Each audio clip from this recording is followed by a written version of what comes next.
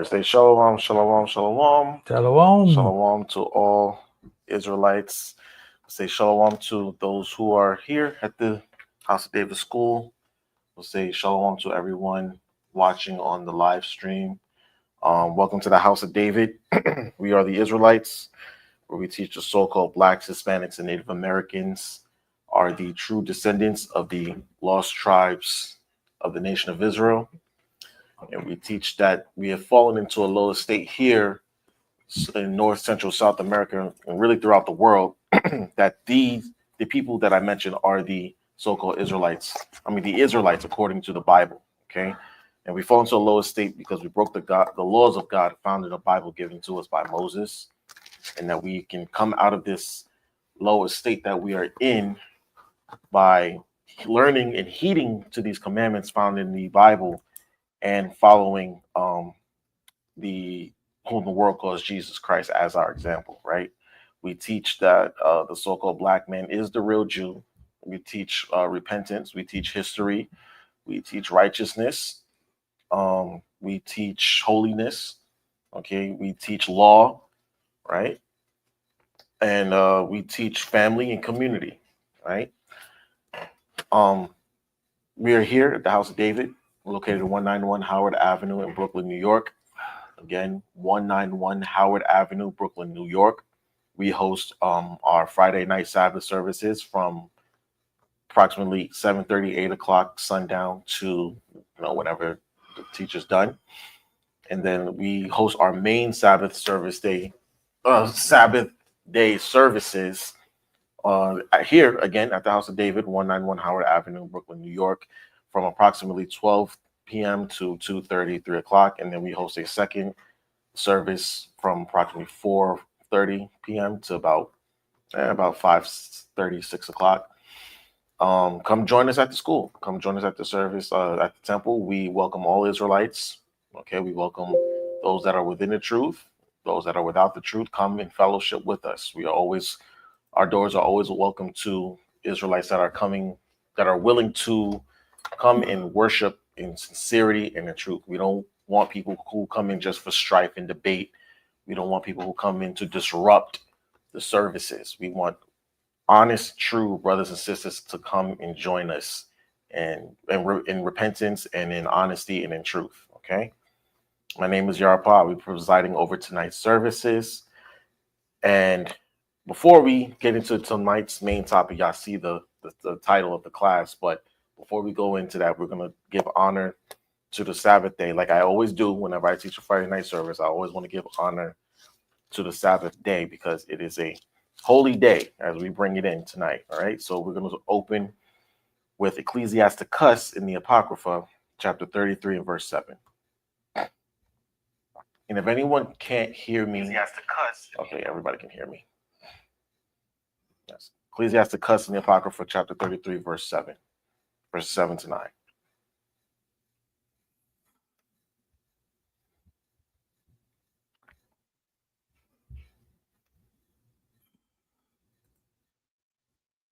Seven and verse 9. 30, Ecclesiasticus in the Apocrypha, chapter 7 and verse... Chapter 33, verses 7 to 9. Salakia. 33. Ecclesiasticus in the Apocrypha, chapter 37. 33. Verse 7. Verse 7. Why doeth one day excel another, when as all the light of every day in the year is of the sun? Right. So he asked, why does one day excel another when we get the same light from the same sun every day of the year? Right. The sun doesn't change, so we get the same light from the same sun every day of the year. So what makes a day different or more excellent than another? Right. Go ahead. 8. By the knowledge of the Lord, the Most High, that they were distinguished. Right. It says by the knowledge of the Most High, the days are distinguished. Okay. So it's the Most High who makes the difference. He's the one who says this day is excellent above another. Okay. Go ahead. And he altered seasons and feasts. Right. So he said he altered seasons and feasts, meaning the Most High is the one who set the seasons in order. He's the reason why we have different seasons and the seasons are in order. Okay. And if you ever notice, the order of the seasons don't change. Okay. It's always the same every year, starting with the spring, then we go to the summer, the fall, and the winter, and then start right back over again. They don't change. Okay. You're not going to get summer and then winter and then fall and spring. You're not going to get that. You're always going to get spring, summer, winter, fall. Okay. And it says and feasts. So there are certain feasts associated with each season. Okay. And when you read Leviticus 23, we have a feast dedicated to each particular season. All right. In the spring, we have the Passover / the Feast of Unleavened Bread. Right. In the summer or close to it, around the summertime, we have the Feast of First Fruits. All right. So most of the time it falls within the spring, but it's always inching over closer to the summer. Right. And then in the fall, we have the Feast of Tabernacles. Right. The Feast of Trumpets and the Feast of Tabernacles. And then in the winter, we have Hanukkah, the Feast of Dedication. So each season has a particular feast associated with it, right? And know they're all distinguished by the knowledge of the Most High, all right? And read verse 9. Some of them had he made high days and hallowed them. Right. Some days that the Most High made high and hallowed them, meaning he sanctified them, made them sacred days, separate from ordinary days, right? Read on. And some of them had he made ordinary days. Right. So he said some of them he made ordinary days. There's a difference between a high holy day and an ordinary day. And today, as the sun comes down on the 6th day, we are coming into that first holy day, which is the weekly Sabbath day. All right. And the weekly Sabbath day is from Friday night sundown, so-called, to so-called Saturday sundown. That 24-hour gap when the sun goes down on Friday to the time where the sun goes down on Saturday. That is the 7th day of the week. It is the holy day. Okay, it's the Sabbath day. All right, and the Most High made it from the beginning. So let's go to Genesis chapter 2, verses 1 to 3.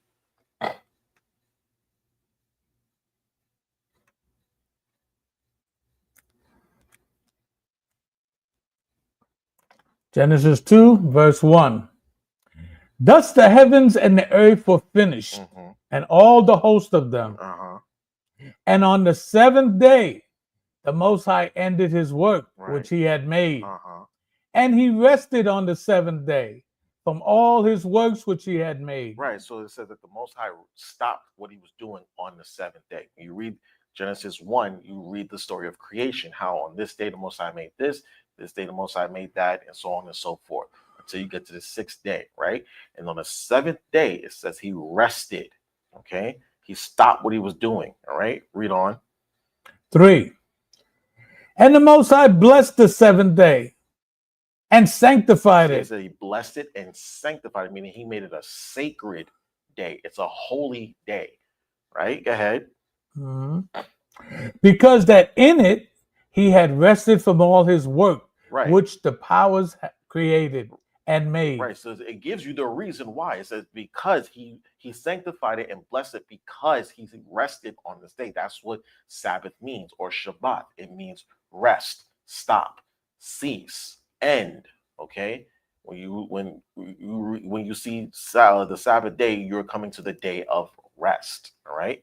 From there, get me Exodus chapter 20, verse 8. Because we always have to give honor to the Sabbath day. Exodus 20 and verse 8.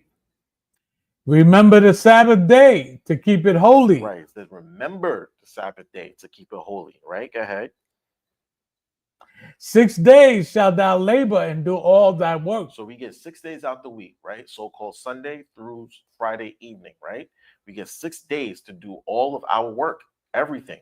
Your chores, your day job, your field work, your grocery shopping, all of the above. You get 6 days to do it, right? Go ahead.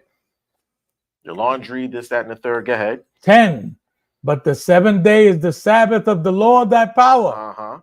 In it thou shalt not do any work. Right. Thou, nor thy son, nor thy daughter, nor thy manservant, nor thy maidservant, nor thy cattle, nor thy stranger that is within thy gates. Right. So on the 7th day of the week, which starts tonight, We are not to do any work, us, nor our children, right? If you have children, their chores have to be done by at this point of the day. Their chores for the week have to be done. All the garbage, all the dishes, whatever you have your children do around the house, it has to be completed by the end of today, right? It says, nor thy manservant, nor thy maidservant. So if you own a business, right? You have if you run the business, that's what I'm saying. Like you own a business and you have people working for you, you are required by law, scriptural law, to give them the Sabbath day off, right? If you run a company, if you're just like a manager at a company that doesn't make the labor laws or doesn't make the employment rules, then that's above you. But if you own a business, if you have people who work directly for you and you pay them and you sign their checks and this, that, and the third, you are required by law, by the Most High, to give them the Sabbath day off. Or if you own property, right, and you have people who work on your property, if you have a contractor or if you have a butler, a maid, so on and so forth, you are required to give them the Sabbath day off as well.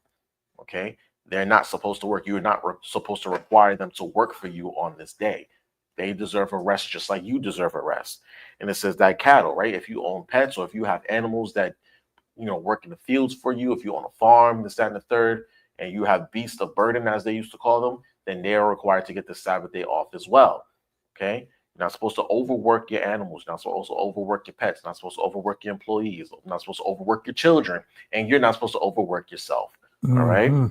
It said, nor thy stranger that is within thy gate. So when people come into our land or people come into our homes, if you are a practicing Israelite, when people come into your home, you are required to have them observe the Sabbath day, or tell them don't come. Right? If today is a Sabbath day, don't come over here with nothing. Don't come over here trying to cook. Don't come over here trying to clean, have no fun, any pleasurable activity, none of that. Okay, it is a Sabbath day. I must keep it holy. So if you're gonna come through today, then you will be keeping the Sabbath day with me. If not, don't even bother. All right, that's how serious it is for us. Right, verse 11. Yeah, I just want to say this on this verse. I always admire this verse because the way it's written, it states, nor thy manservant, nor thy cattle, nor thy stranger. It mentions the cattle before the stranger. It gives the cattle more preference over the stranger. Always admire that statement there. Yeah, because it's under your domain, right? The cattle is under your domain. It's yours. It belongs to you. So you are commanded to enforce the Sabbath day on it as well, so to speak, for lack of a better term, right? The stranger can come and go. They don't come and go. Exactly. You know what I mean? They might be here today and won't come back for another 5-6 years, or they'll never come back. But the cattle is under your domain, so you have to instill that practice in them. All right. Con. 11. For in 6 days Yahweh made heaven and earth, the sea and all that in them is, right, and rested the seventh day. Right. Wherefore Yahweh blessed the Sabbath day and hallowed it. Right. So it gives you the reason why we keep the Sabbath day, because the Most High ended his work, like we read in Genesis, okay, and he hallowed it. So therefore, we keep the Sabbath day holy as well. All right. I want you to jump to chapter 31, verse 12. Exodus? Yes. 31 and 12. I want you to read down to 17. Exodus 31 and 12. And the Lord spake unto Moses, saying, Speak thou also unto the children of Israel, saying, Verily my Sabbath ye shall keep. So he said, verily my Sabbaths ye shall keep. I put emphasis where it says my Sabbaths because people like to think that we made this up. Okay, those that are in the world and those who observe other religions, they like to think that we chose Sabbath day when we really didn't. Okay, it clearly says, speaking to the children of Israel, saying, verily my Sabbaths ye shall keep. This is the Most High Sabbath. All right, we didn't decide today was the seventh day. We didn't decide that this was the sacred holy day. All right, we didn't come up with this. The Most High did. Okay, because I always hear people say to me, "Oh, you're keeping your Sabbath. Today's a Sabbath for you." I'm like, no. It's the Sabbath. It's the Lord's Sabbath. I didn't make this up, and I didn't decide this. All right. I don't know if you experienced that same thing, but people always say that to me, and I'm just like, I did not make this up. Stop saying it's my Sabbath. Okay, it's the Most High's Sabbath. All right. So read on. Okay. Verily my Sabbath ye shall keep, for it is a sign between me and you throughout your generations. And that's why I put emphasis on that, because it's a sign between us and the Most High. I did not make this up. He chose that for us, right? He chose that for the children of Israel. We didn't decide that it was going to be the seventh day. He did. And he said, it's a sign between me and you. That's how I know that you belong to me and I belong to you. You're mine, I'm yours. We're connected. We're forever intertwined with this now because of this. Right? Read on. That ye may know that I am the Lord, that doeth sanctify you. See, and that's how it is. That's what it's for. That way, the Most High, the people will know that the Most High sanctified us. This is His Sabbath day. We did not make this up. I'm gonna keep saying that. We did not come up with this. This wasn't our idea. It's not the idea of man. The Lord did this on His own. He said, "Today is the seventh day. I'm gonna sanctify it, and I'm gonna put that on the children of Israel, so that way they know that I sanctified them." Okay. Read on. 14. You shall keep the Sabbath, therefore, for it is holy unto you. Right. Everyone that defileth it shall surely be put to death. See, there you go. And that's how serious it was. The Lord said, if you defile the Sabbath day, I'm putting you to death. All right. Death is the penalty for defiling the Sabbath day. And that's why we have to take it seriously. That's why I always say it's not mine, because I'm not going to put you to death for this. I did not decide to kill people because they don't keep the Sabbath day. The Most High did. I did not come up with this. Right? Go ahead. For whosoever doeth any work therein, that soul shall be cut off from among his people. So there you go. That's how serious the Most High takes it. All right, read on. 15. 6 days may work be done, but in the seventh, the Sabbath of rest is the Sabbath of rest, holy to the Most High. Right.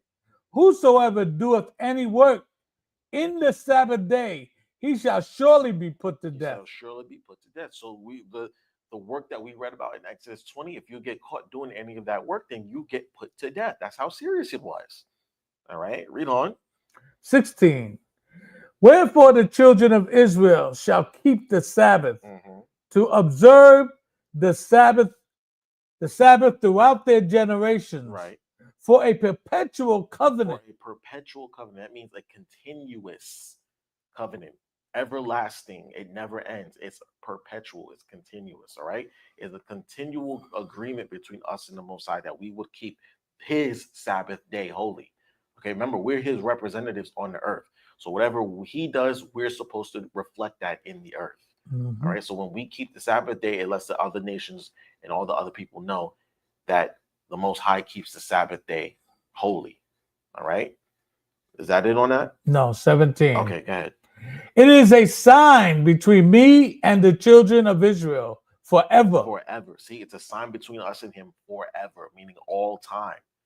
All right, read on. For in 6 days Yahweh made heaven and earth, and on the seventh day He rested and was refreshed. You see, it keeps repeating that. For in 6 days, the Most High made the heavens and the earth, and on the seventh day He rested. That's why we keep the Sabbath day, because He rested this day. So therefore, we rest. All right. Now, that's it on that. Okay, now jump to Psalms 118, verse 24.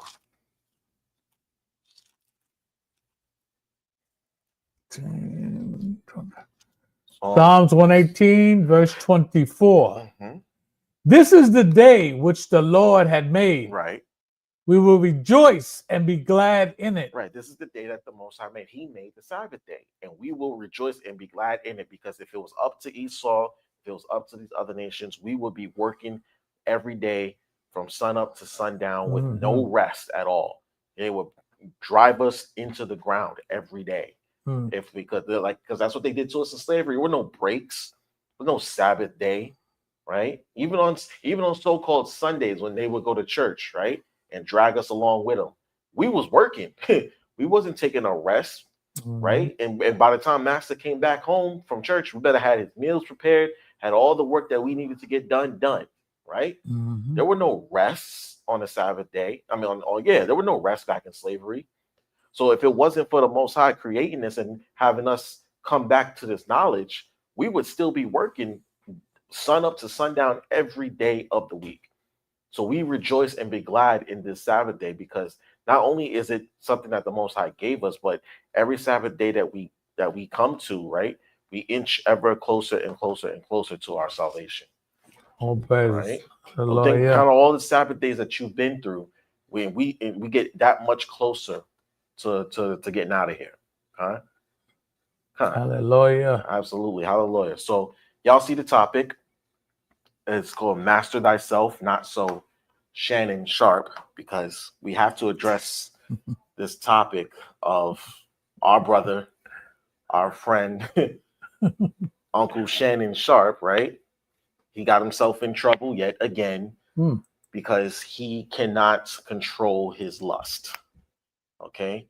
He has not been able to control his lust recently, right? So if you've been living under a rock recently, we've seen, or we've come to learn that old Shannon Sharpe, right, our brother, has gotten himself into some trouble with I believe she's an Edomite woman. All right. They say that she's like Latina or something, but you just looking at that woman, she's an Edomite. All right. You can just tell. This Edomite woman, this OnlyFans model, has accused our brother of SA, so to speak. I don't want to say the actual word because I don't want us to get flagged or anything, but he's being accused of assaulting this young white woman, and he's being sued for $50 million. $50 million. You know what I mean? And not for nothing, I like Shannon Sharpe. I believe I like the work that he does. To me, he's actually one of my favorite football players of all time. I like the podcast that he has, Club Shay Shay and Nightcat with Chad Ochocinco Johnson, another football legend. I like the work that he does, but sometimes Shannon, in his old age, doesn't always show the greatest wisdom when it comes to women. Okay, everything else in the world, right? He'll bestow upon us certain wisdom when it comes to work ethic and life lessons that he was taught by his grandparents, because he was raised by his grandparents in the South, right? And that old school mentality of hard work and dedication and dealing with people, he shines that, or he displays that in a very interesting way. And it's comical sometimes. Like if you ever listen to him on ESPN or when he was on Fox Sports 1, right? He'll display a lot of that wisdom. Yeah. He'll display a lot of that wisdom, but when it comes to dealing with women, he doesn't always show the best judgment. And that's kind of what happens when you get into that high society / A-list so-called celebrity. This is kind of you'll see how some of that wisdom, it doesn't show, it doesn't reflect also in when he deals with women. So, like I said, the brother has been accused by this very young Edomite woman of SA and, taking her. Y'all get what I'm saying. I'm trying to be clean here because, again, I don't want to get flagged. I don't want this video to get taken down. And for the most part, nobody really believes her because they know that this is a shakedown. Let's be honest. It's a shakedown. And it just goes to show you what happens when Black men of a certain status and a certain prominence, you can't just deal with any old woman. You just can't give yourself over to just any woman. All right. And we're going to go through that, and we're going to show you how what happens when you give yourself over to the wrong type of woman, and what type of woman you should go seek after as a man. All right. What type of woman definitely is perfect for you, because Shannon is 56 years old, or he'll be 57, something to that effect. All right.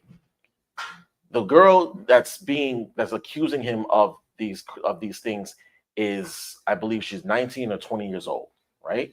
And this has been going on for a couple of years with them, so to speak. Now, again, Shannon is 57 years old, right? I'm 32, or I'll be 32 in a few weeks, right?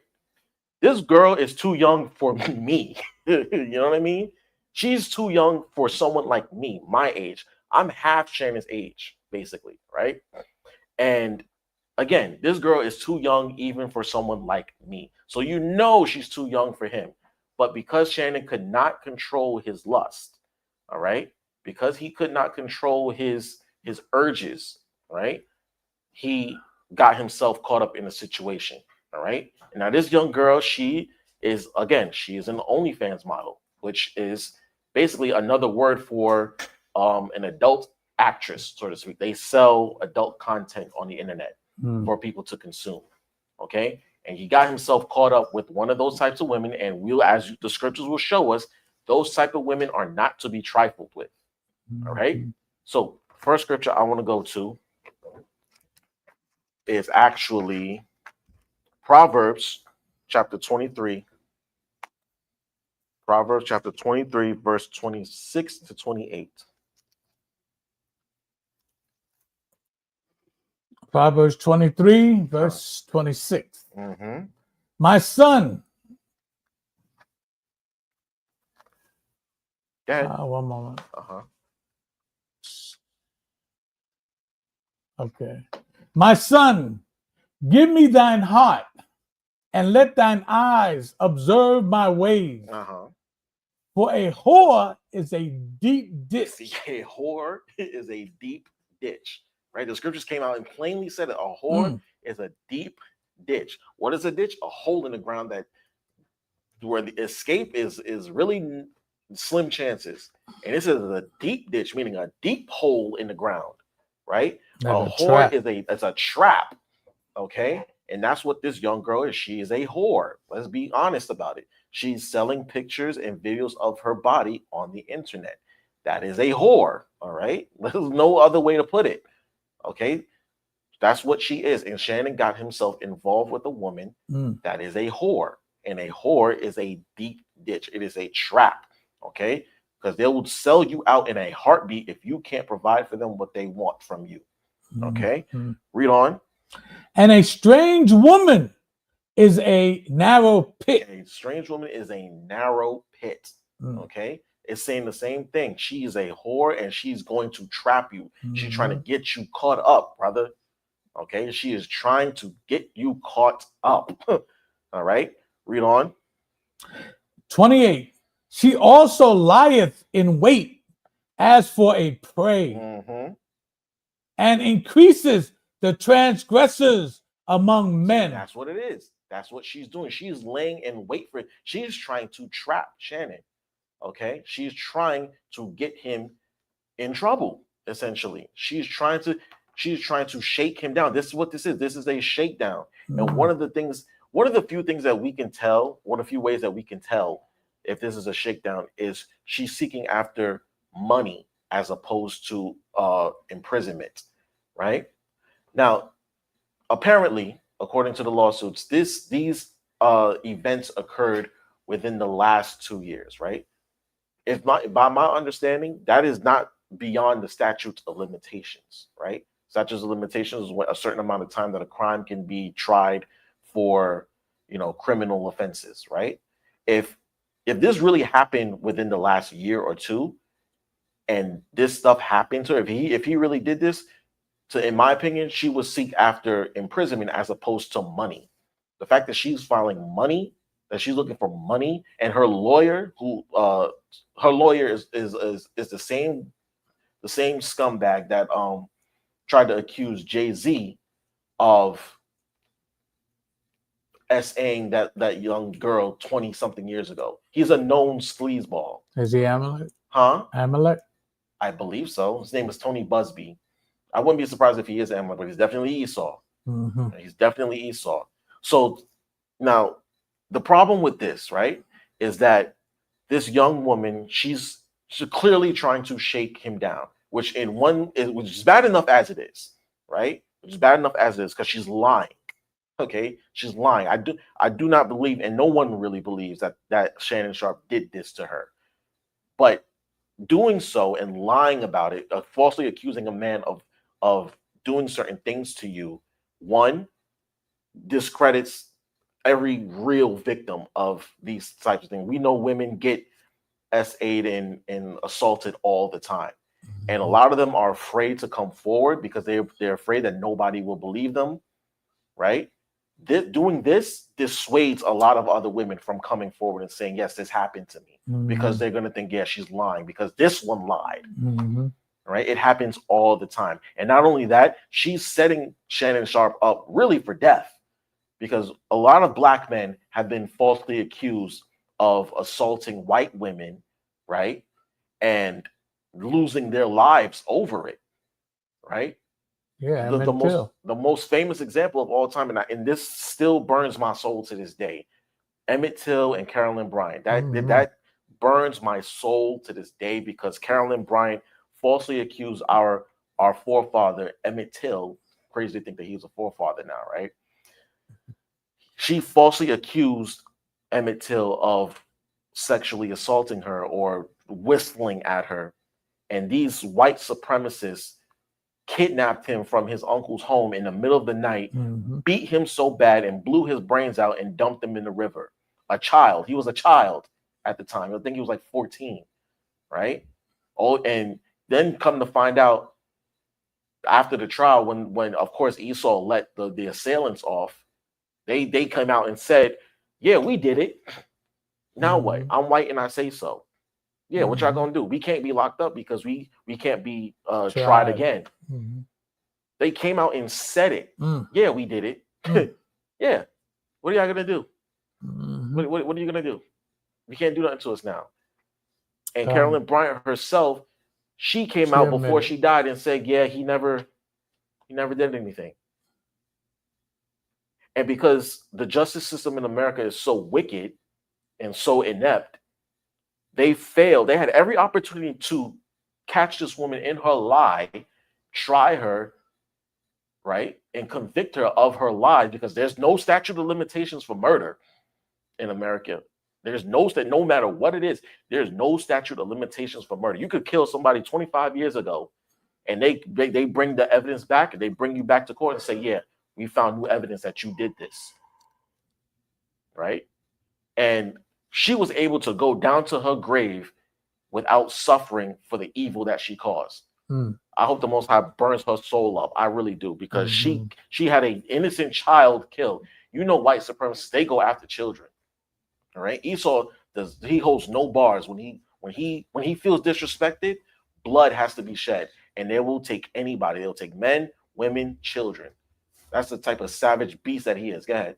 And we take for granted that we think it's the white man all the time, that it was the males, but it actually is the women. The women are the ones that really stirred up most of the civil complaints or the rapes or whatever against the black man. And that's what's happening to our brother Shannon Sharpe right now, whether we realize it or not. This is a humiliation ritual, okay? Because Shannon, again, he's moving up in Esau society, right? And they want to humble him. They think that this country boy from the South, he done played football. He made his money playing football. That was it. Now you trying to get into media? You trying to control narratives and images? Because again, if y'all ever listen or watch Shannon's podcast, Club Shay, he gives voices and platforms to a lot of Jake, a lot of famous black entertainers who come on his show and talk freely in ways that they can't do on Esau's platform, so to speak, right? So now that he's about to get his money, because he was about to get $100 million deal from a podcast company, And now all of a sudden these allegations come out. Oh, he did this to me. He did that to me. It's a humiliation ritual, and he's getting caught up in it. But because he did not master himself, right? He didn't exercise the proper discipline in his love life. Now those things are coming back to him.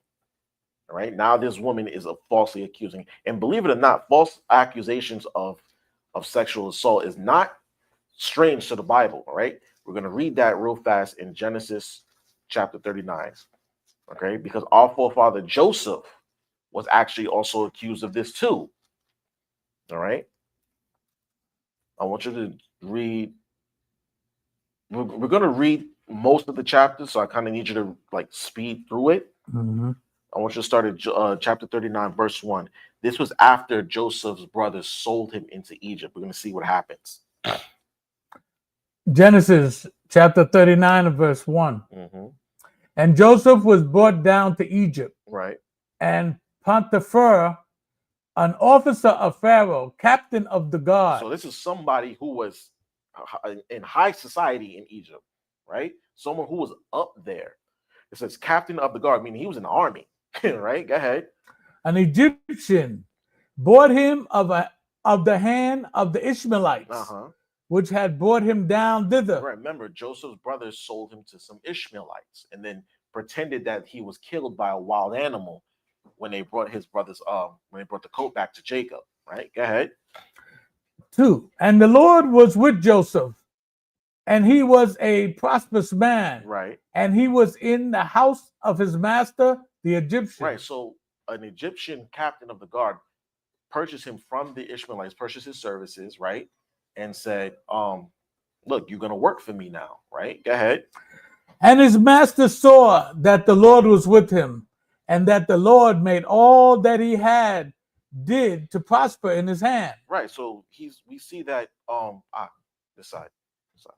So we see that Joseph was actually working well in his master's house. He was actually prospering. Okay, go ahead.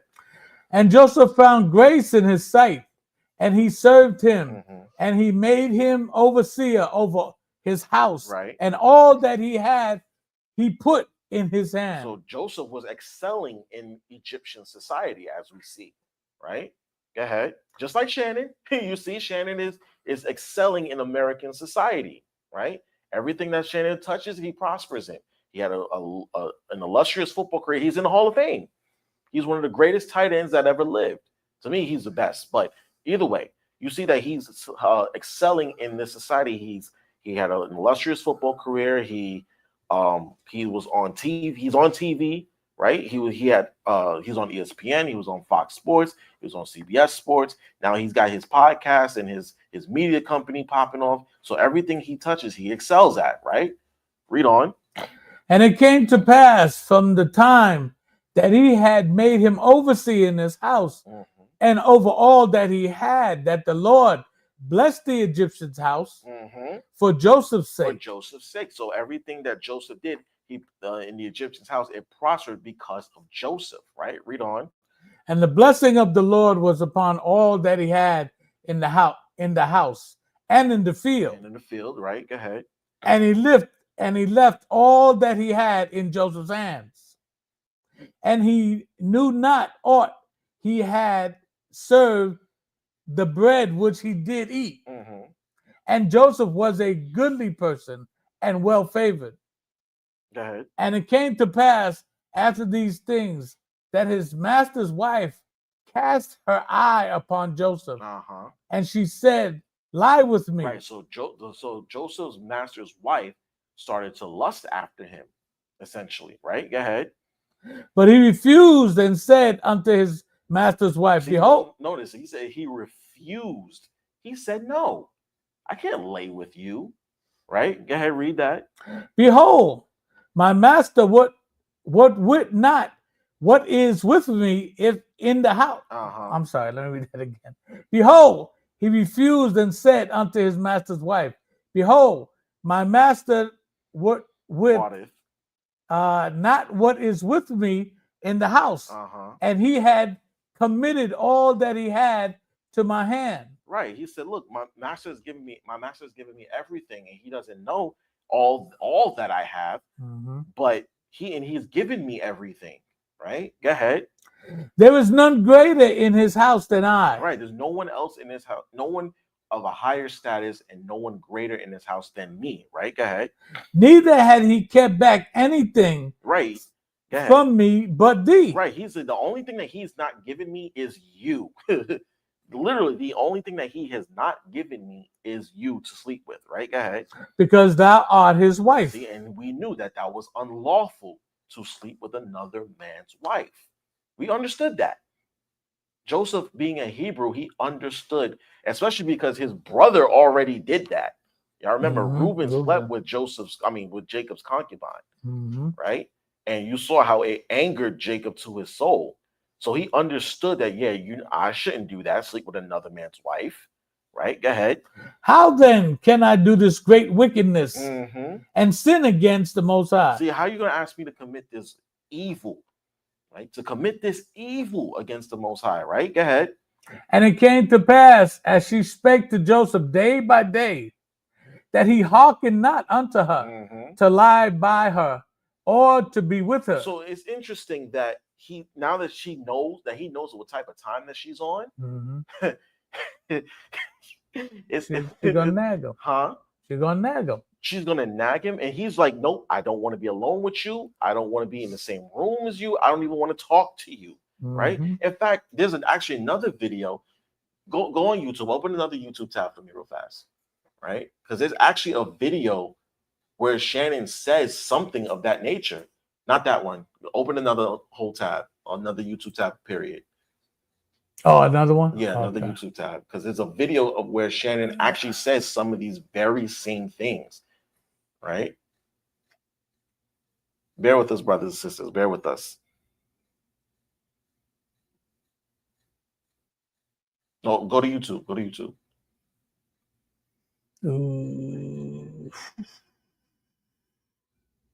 Bear with us, brothers and sisters. Bear with us. It's not typing. You got to type on the other one. Remember? You got to type on the other one. I mean the other. Oh, this one? No. Open the new tab. Yeah. Right, and then you use that keyboard to type on. Oh, yeah. I'm sorry. YouTube. Bear with us, brothers and sisters. Bear with us. I should have had this video loaded already because it's actually it makes a lot of sense, right? And it actually ties into what we're reading here with Joseph. Now, in that in the search bar, right? Type Shannon Sharpe, not alone with women. Shannon Sharpe. Yeah, not alone with women.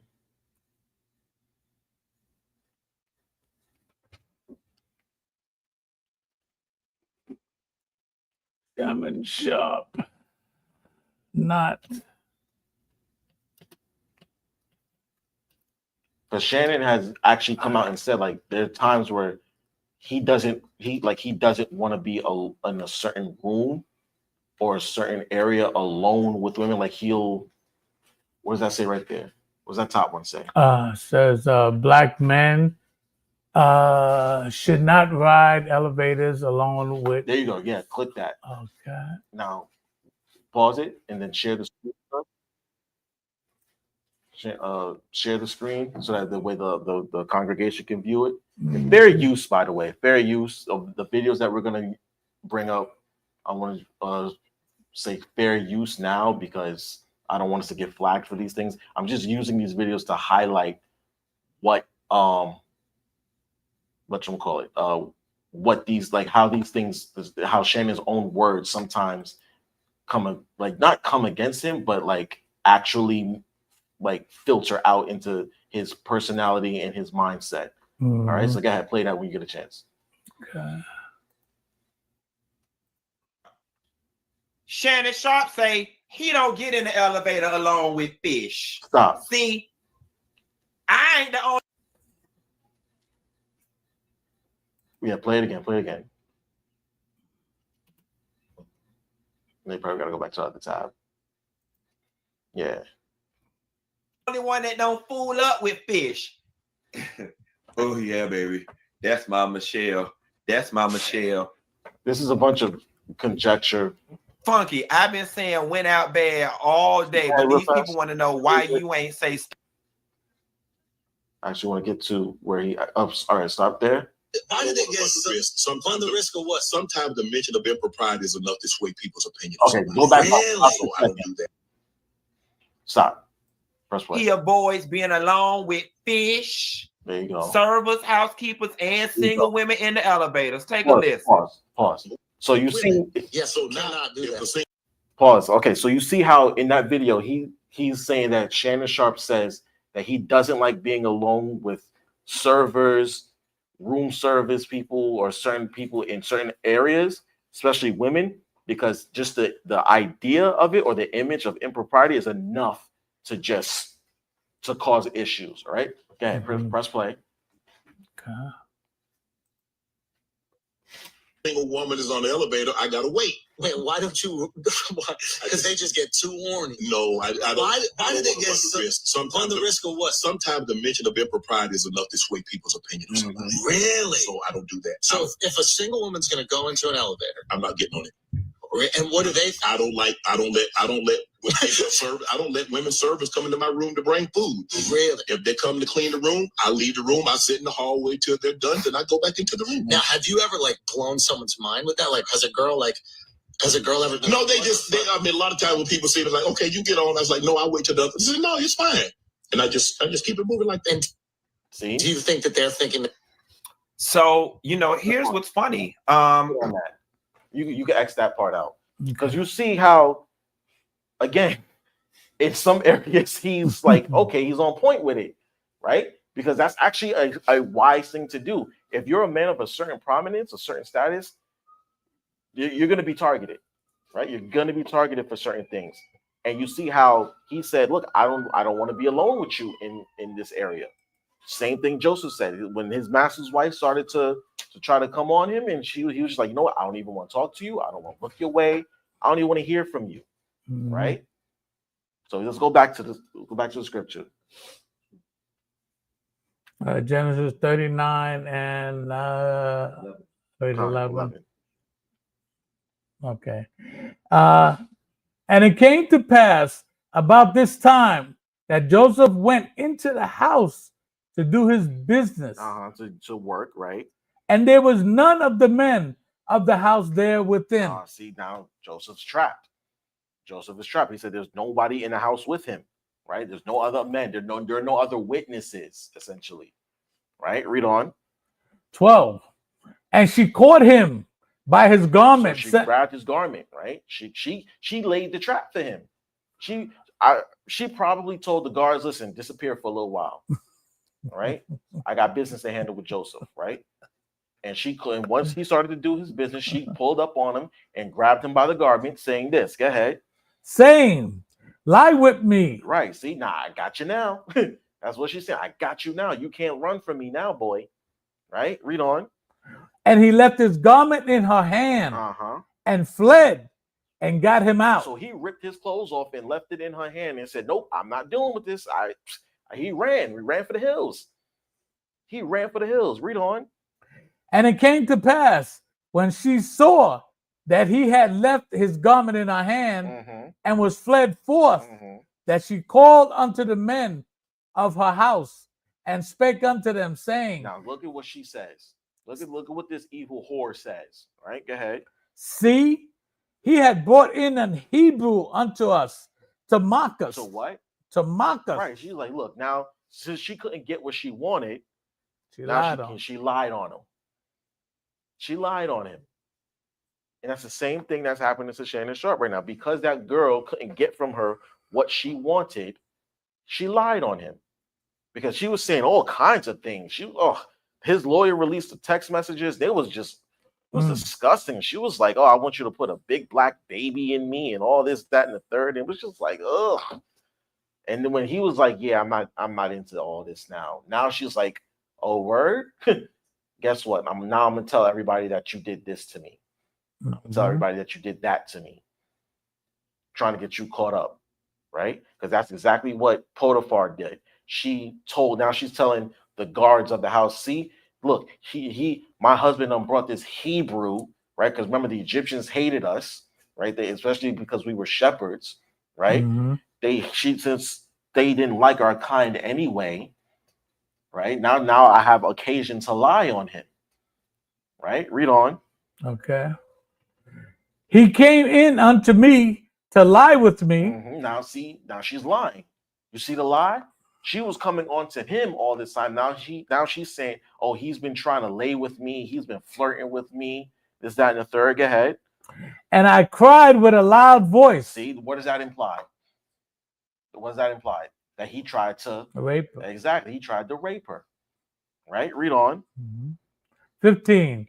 And it came to pass when he heard that I lifted up my voice and cried, that he left his garment with me and fled and got him out. Right. So now, since his garment is in her hand, she's implying that he was naked and he tried to take my goodies, essentially.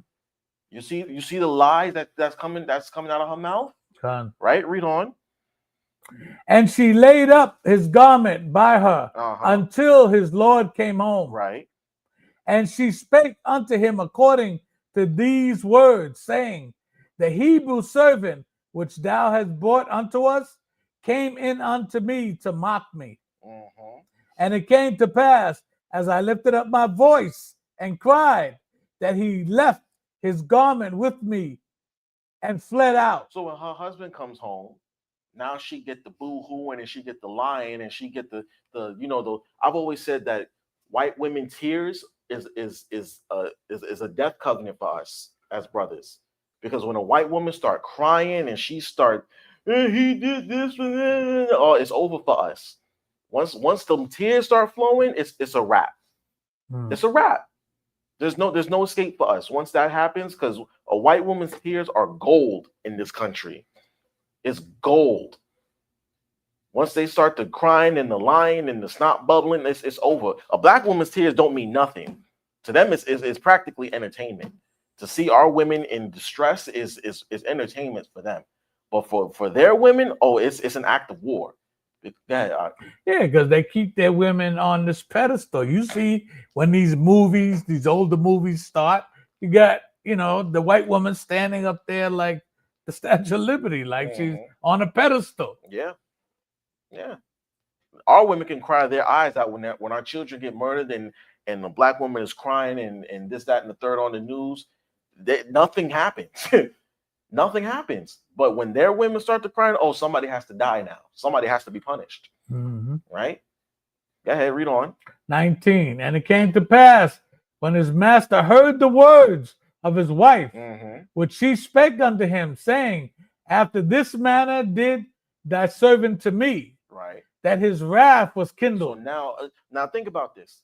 All the things that Joseph had done for this man in his house prospered, everything that's been going on, right? His wife comes in and says, oh, he tried to rape me. All of that goes out the window. All the good works that Joseph had done is gone out the window. Now he's mad with him. He's angry with him, right? Read on. And Joseph's master took him and put him into the prison, a place where the king's prisoners were bound. And he was there in the prison. But the Lord was with Joseph. But see, the Most High was with Joseph because he knew that he was innocent. Right? The Most High knew that Joseph was innocent. Just like we all pretty much know Shannon's innocent. We all know that Shannon didn't really do this. Right? It's just that this woman wants something from him and he's not giving it to her. So now she's using other methods to get that from him. Right? Go ahead. And showed him mercy and gave him favor in the sight of the keeper of the prison. There you go. So you see that Joseph got put in prison on a false allegation. And that happens to black men every single day. We get falsely accused of all kinds of things. And we get thrown in prison, right? And a lot of us don't make it out. Or we'll get out 25, 30 years later and they say, oh yeah, we found some new evidence that showed that you weren't there this whole time. It's like, duh, I knew that. I've been saying this for the last 20 years. How many brothers have been recently let out of prison off of false allegations because they found some new DNA evidence and said, yeah, you weren't, yeah, the evidence showed that your fingerprints weren't on the gun, or that your seed wasn't on the woman, or whatever have you. Right? It was somebody else this whole time. Duh. Now I can't get that time back. You know what I mean? It happens to brothers all the time. All right. But nonetheless, we say all of this. Again, this woman is lying. Okay. We can all pretty much tell this woman is lying. Con. All right. No one believes that Shannon Sharpe did these things to this girl. Nonetheless, remember what I said earlier. That girl is too young for him. Okay. She is way too young for him because she's too young for me. All right. Think about it. If she's 19 to 20 years old, that means the earliest she was born is like 2004, 2005. Right. Just turned 20. She born in 5. So she said she's 19, born in 4. There you go. She wasn't born during 9/11. If she wasn't born during 9/11, she don't remember where she was. She's too young for you. All right. She's too young for me at that point. If you can't tell me where you were on 9/11, you're too young. I'm sorry. All right. That's just how I do it. Right. But either way, this woman is too young, and Shannon was warned about this stuff. Okay. He was warned. Okay. And then this is where we're going to get into some of the videos. All right. He was warned against dating younger women, and he was warned about dating white women. Okay. So I want you to go to the first video with Monique. Okay. Yeah. The first video with Monique.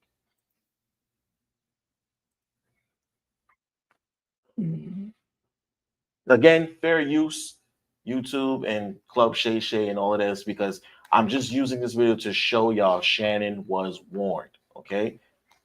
And we're going to go into the scriptures about these things. Again, brothers and sisters, please don't mind the language. Y'all know Monique, she uses very colorful language. And yeah, she's a comedian. That's what they do, all right? So start the video from the beginning, because this clip deals with a few things. One, she addresses the idea that he doesn't date black women, which is a running theme in his life. Apparently he doesn't date black women, but they address that first, and then they address the other thing. Okay, so whenever you're ready, play it. Again, fair use, YouTube, fair use. I don't know if you said this, so I don't want to quote it because I could be wrong. Okay. But someone said Shannon Sharpe don't mess with black women. Pause. And pause.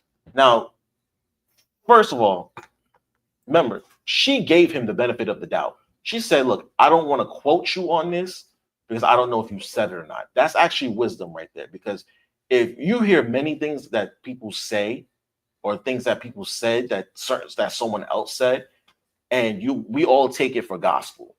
Oh, this person said this, that, and the third, blah, blah, blah, yada, yada, yada. You don't know for certain. Did you hear that person say it? Did you? No? Okay, then don't take it. Take it on his face as it is what it is. But she actually addressed him and said, I don't know if you said this or not, but I want to address it with you. All right, go ahead. Before you go any further, can I say this? please. My grandmother told me something when I was a little boy. She said, boy, never chase a lie. All right, pause. Come on, baby. Come on.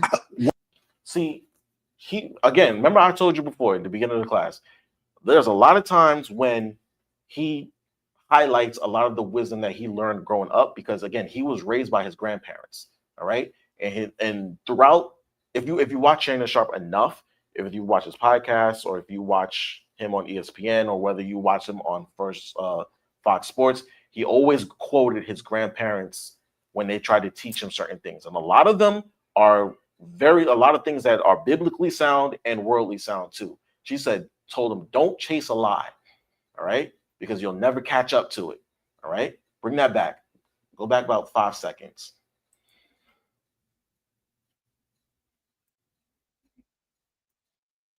Go ahead. Right there. Come on, baby. Go back another 5 seconds. Come on. What?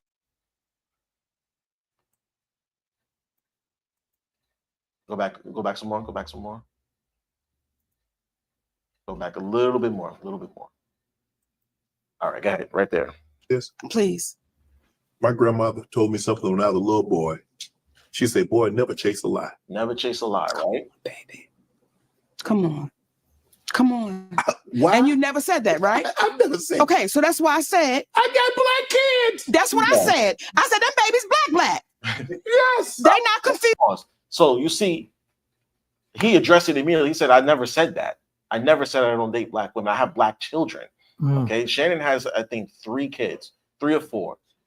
I think he has 2 boys and a girl, or 3 boys and a girl, or 2 boys and 2 girls. I don't know. But he has black children. So clearly he's been with black women in his life. Okay. So where that idea that Shannon doesn't date black women is, to him, it's a lie. All right. Go ahead. Which we approve of, by the way. Yes. We ain't trying to see if she Latin or Dominican. They black. They mama got black. Everybody that Shannon messed with was black, right? Yes. Black. Okay. You a football player with a lot of money. When you go into a city and you was in your prime, you had your pick. It's no different for a woman. Pause. When I went to So clearly, like I said before, when you're of a certain societal status, okay, people will throw themselves at you. All right, women will throw themselves, and some men too, unfortunately, they will throw themselves at you. Okay, she's saying the same thing. It's like no different for a man. I mean, no different for a woman. When I go on the road, things people will throw themselves at me too. Okay, go ahead. Just to show you the type of lifestyle that these people live. All right. No different for a woman. When I went to a city, everybody wanted to be Professor Ogilvy. Hey, and I would pick him. Okay, you look like you could be. But see, here's the thing. Now, Mo, all of a sudden, you being this fat black woman, it ain't a problem. You gotta remember, I remember you said it wasn't. Well, let me say this. First. It wasn't never a problem with me being a fat black woman, because real black men, they like them in all shapes and sizes, all complexions. If you know Jake, if you know Judah, especially Judah, all right, we like them all right? We like our women big, skinny, medium, that don't matter, all right? Judah, I know skinny black men that love humongous black women. I know humongous black men that love skinny black women. We like them all. It don't matter, all right? We like them all. Go ahead. And they like them in all shapes and sizes, all complexions. It is these new Negroes that get into, she gotta be this way, she gotta be that way. But real black men. Hey everybody, it's Tony Robbins and Dean Graziosi. Keep playing. See, I have a question for you. If you had to make a choice between having massive impact. There we go. If you can bake a pound cake naked, what y'all talking about? Dating. What advice? If somebody, if a group of women were in here and it's like, come on, they talk to us. How this dating thing? Because it's Mo is different now than when you and I. It's different, baby. I'm grateful I'm not 56 and trying. Stop. See that? See what she said? She said, "I'm glad I'm not 56 and trying," because she's addressing him directly. Okay, and his dating habits, and you see, you see how he responded. He's like, "Wait a minute, she's talking about me now." All right, play, because she's gonna warn him. All right, she's gonna warn him, and she's gonna warn him straight up. Are you trying to say? What you trying to say? I'm looking right at you. I ain't breaking down. You better take your old ass and get somebody to love you. Damn, Mo. Now I'm looking right at y'all. Let me tell y'all what Shannon needs. Let me tell you what my baby needs. He need him an old fat gal who can bake good cakes, make some smothered turkey wings, who gonna rub his feet at the nighttime, okay, and gonna have a sip of his cognac to make him feel better about himself when he come home at night. That's what Shannon needs. You don't need no 26-year-old girl. You don't need no 36-year-old girl. This is your auntie talking to you. Take your old ass and get you an old bitch out there that can love you old. You're trying to hang out with these young bitches and you can't do it, Shannon. You just can't do it. See? You see what she said? She said, "Look, Shannon, you need someone who's gonna rub your feet, cook you some smothered turkey wings, and love on you when you come home and rub your feet and all that good stuff. That's what you need. You can't be dealing with these young girls. Okay, you need someone your particular age, someone who understands you, someone who's in the same areas of life as you." Go ahead. And you heard what he said? I do. Yeah. He said I do need to. No, because she said you can't do it 26 or 36, not even a 46. He said, no, that's what I need, thinking that he can keep up. But no, he needs somebody that's gonna love him the way he needs to be loved. And she's telling you you're not gonna find it with a woman that age and that age range.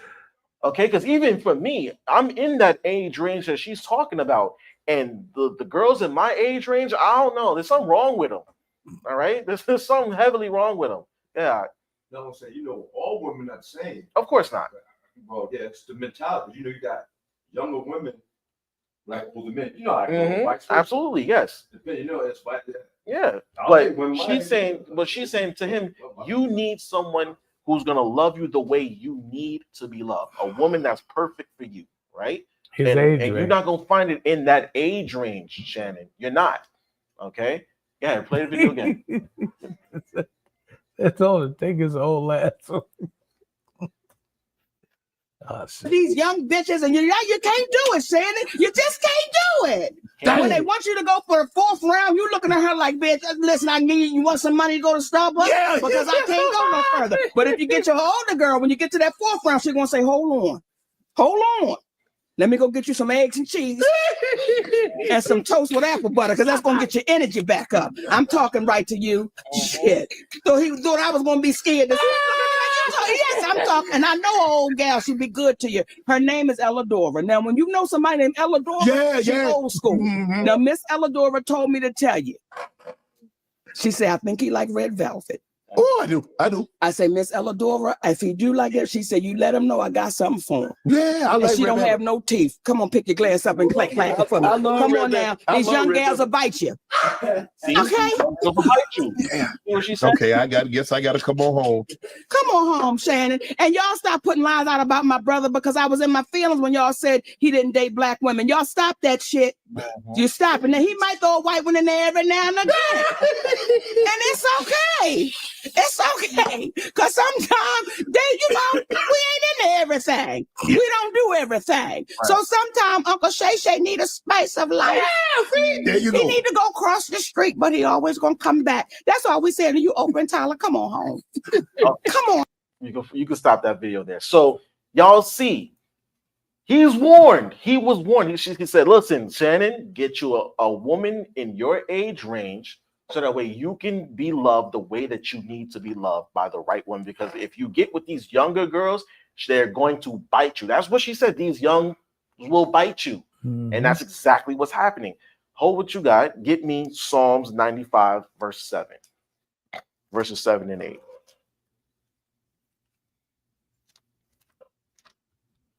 Psalms 95, verse 7. Time. For he is our power, and we are the people of his pasture, right, and the sheep of his hand. Right. He's talking about Israel and our relationship with the Most High. But this is what I really want to get to, right? Go ahead. Today, if ye will hear his voice. Ye will hear his voice, right? If you hear the Most High's voice, I taught a class about that a few months ago. If you hear the Most High's voice, right? Read on. Harden not your heart. Don't become stubborn. Listen, okay? Now, I'm not saying that directly that was the Most High talking to Shannon, but it kind of was the Most High speaking in a similitude of Shannon. Stop messing around, all right? You're in a different space in your life. You're in a different area. And if you're going to be with a woman, you got to get with the right type of woman, okay? Because the type of women that you're into, they're not good for you, okay? They're not. They're just not good for you. They're trying to take from you as opposed to building with you and loving you and cherishing you. Listen to all the things that she said that he needed in a woman. A woman was going to rub his feet, feed him some smothered turkey, all kinds. Listen, that was music to my ears. You know what I mean? That was music to my ears. So imagine a man that's actually looking for a woman like that, as opposed to just a woman who just wants to go on a night on the town. She wants to spend all your money and this, that, and the third. She only with you because you got status and this, that, and the third. And it's just like, Shannon, you just can't do it no more. Maybe back when you was playing, you could live that type of life. But now, no, brother, no, it doesn't work. Okay, so read that again, please. Okay, 8. Harden not your heart. Harden not your heart. Don't become stubborn. Don't get hard-headed. Okay, don't get hard-headed when it comes to hearing the instructions of the Most High. Okay, and that's something that we as brothers got to do too. We cannot be hard-headed when it comes to the Most High's instructions. Okay, we can't be messing around with any old kind of woman. It doesn't work. You're gonna get caught up. All right. Now, from there, right? Again, oh yes, Shannon was also warned before that by Cat Williams. Okay, y'all remember the Cat Williams interview? Now, to me, that was the Most High speaking to all of us. Okay, the Most High really used Cat Williams in that interview because he exposed a lot of things that we all kind of had an idea of, but it hits different when it comes from someone on the inside. All right, and he's telling us basically, listen, y'all a bunch of devil worshippers and miscreants, okay, sexual deviants in Hollywood and this, that, and the third. So you can go to the second video on the second tab, right? Because he also he barely warned Cat about dealing with white women, dealing with these Edomites. Okay. Right. Yes, that one. Start that from the beginning also, please. Yes. Again, fair use, and don't mind the language, brothers and sisters. Okay, if you have children, may not want to have them listen to this, but this is grown adult talk, okay? And real honest talk, because there's powers of evil at work in these types of scenarios, all right? Okay, play it when you got it. I didn't want to get with a white woman because I was scared she might have me running down the street like Jonathan Majors. There you go. See, come on, Cat. Not because I didn't like white women. I think white women are as great as any other women. But I'm not going to act like I'm not scared of them. I have a reason to be scared. You could be Kang the Conqueror, and they could take your rabbit ass down in 2 weekends. And that's the truth of the matter. So I stayed away from that. The canceling. What do you think about this cancel culture? You see this? See? Again, he was warned. He said, look, I didn't mess with white women because they can destroy your life in 2 weekends. You can be Kang the Conqueror. Kang the Conqueror was a Marvel character played by Jonathan Majors. All right. He had himself a white woman and she accused him of battery and assault, had him running down the New York City streets, running from her. And he said, you know what? She once she got the police and everything involved, he lost that Disney gig, lost all his money. Now nobody want to touch him. Right? Now nobody want to deal with him. Nobody want to put him in their movies because of the BS. White woman. Because he dealt with a white woman that took from him. All right? These white women are dangerous, y'all. You gotta stay away from them. These white women are dangerous. Okay? Is that play the whole video? I think it might be it on that, but that's so culture. You see the situation with Jonathan Majors. I mean, for all sense and purposes. Keep going. I don't know if maybe he can bounce back in a couple of years, but man, he was hot. He was hot. He was cooking. I mean, you see him in Creed. He's in the Marvel movies, and then just like that. Maybe I'm a conspiracy theory, but I thought Cat Williams said any time they make you into that position, part of that contract is you do understand whenever we want to take you down, we can, right? Anytime you see them telling you something you can't believe, just understand it's a play. Come on. And it don't matter. You gonna know it's a play as soon as they get in that position and think they gonna tell somebody something. No, you're not. No, you're not. Shannon Sharpe is facing a civil lawsuit filed in April 2025 by a woman known as Jane Doe, accusing him of and emotional abuse during their relationship, which began in 2023. The woman claims the relationship turned abusive over time, citing incidents from late 2024 and early 2025. Sharpe denies all allegations, calling the lawsuit an extortion attempt and providing text messages to support his defense. He has stepped away from Eastman to focus on the case. So you see, again, Shannon was warned. He said, look, I don't deal with white women, and part of that social contract when you move up in Esau society is you do understand we can take you down at any moment, right? And like I said before, Shannon was about to get that $100 million deal for his podcast network and this, that, and the third, and that's when they came to collect. They said, nah, who does Negro think he is? Who does this Negro think he is? Too high in society? Because when you own media, and you can like control narratives and things like that, Esau doesn't like that. Mm-hmm. When you start putting out black images and black black prominence and black excellence, they don't like that because they say, no, we want to control that narrative about you. Mm-hmm. And we will use whatever we got to do to humble you and humiliate you. And that's what's happening to our brother. Okay. Now, you can go to the third video with Ocho Cinco. Which are Ocho Cinco. Okay. Because like I said before, Shannon has two podcasts. It's the Club Shay Shay, which he does the one-on-one interviews, and then the Nightcat podcast with Chad Johnson, where they go over like the day's sports, and then they go and get into like relationships and work stories and family life and things like that. What's that? Is time? No, not as time. Chad Johnson? Yes, that one. Yes. Okay. Okay, because what does it say there? Nightcap. No, what does it say at the description at the bottom? Oh, Chad Johnson wants to set up Shannon Sharpe with Yvonne. Oh, perfect. I like this one. Okay, so this one here, Chad Johnson is trying to tell Shannon what type of woman he needs. Okay, we're gonna get back into the scriptures. Don't mind me. We're gonna get back into the scriptures. I want y'all to see Shannon has been continuously told, warned and explained to like, yo, this is the type of woman you need. You're at a different space in your life, you can't be moving like the way that you used to move. And in these streets, in this day and age, you can't live that type of life and think you just gonna get away scot-free. You need someone to settle you down with. You need someone who's gonna hold it down for you. All right. So play that video.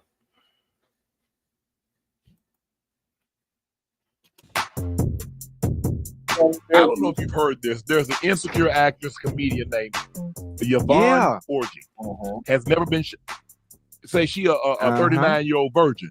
Say she wait. Say she has been married. She gonna wait. But when her husband, when he get all that, she gonna be wooling. All right, Paul. The funny thing about you.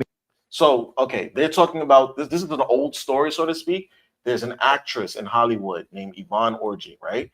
And at the time, she was 39 years old. If you ever watched the show Insecure by Issa Rae, right? She played Issa's best friend in the show. She's a tall, skinny, dark-skinned woman. Very beautiful actress. But she played her best friend in the show. And interestingly enough, in the show, the best friend was a bit of a streetwalker, so to speak. Like she was the whole best friend, so to speak. She was very promiscuous in the show, but in real life, she's a virgin. Okay, she's untouched, she's unmarried. She says that no man has laid with her, right? Which is a very interesting concept in this day, especially in Hollywood. A black woman that is a virgin, untouched, she's practically a unicorn at this point. All right, go ahead, play a video, and listen to what Ocho tells him during this time, right? And then mention that, and that's one of the topics. Listen to what Ocho says, and then listen to what Shannon says in response. For the night, and I tweeted you earlier today about her.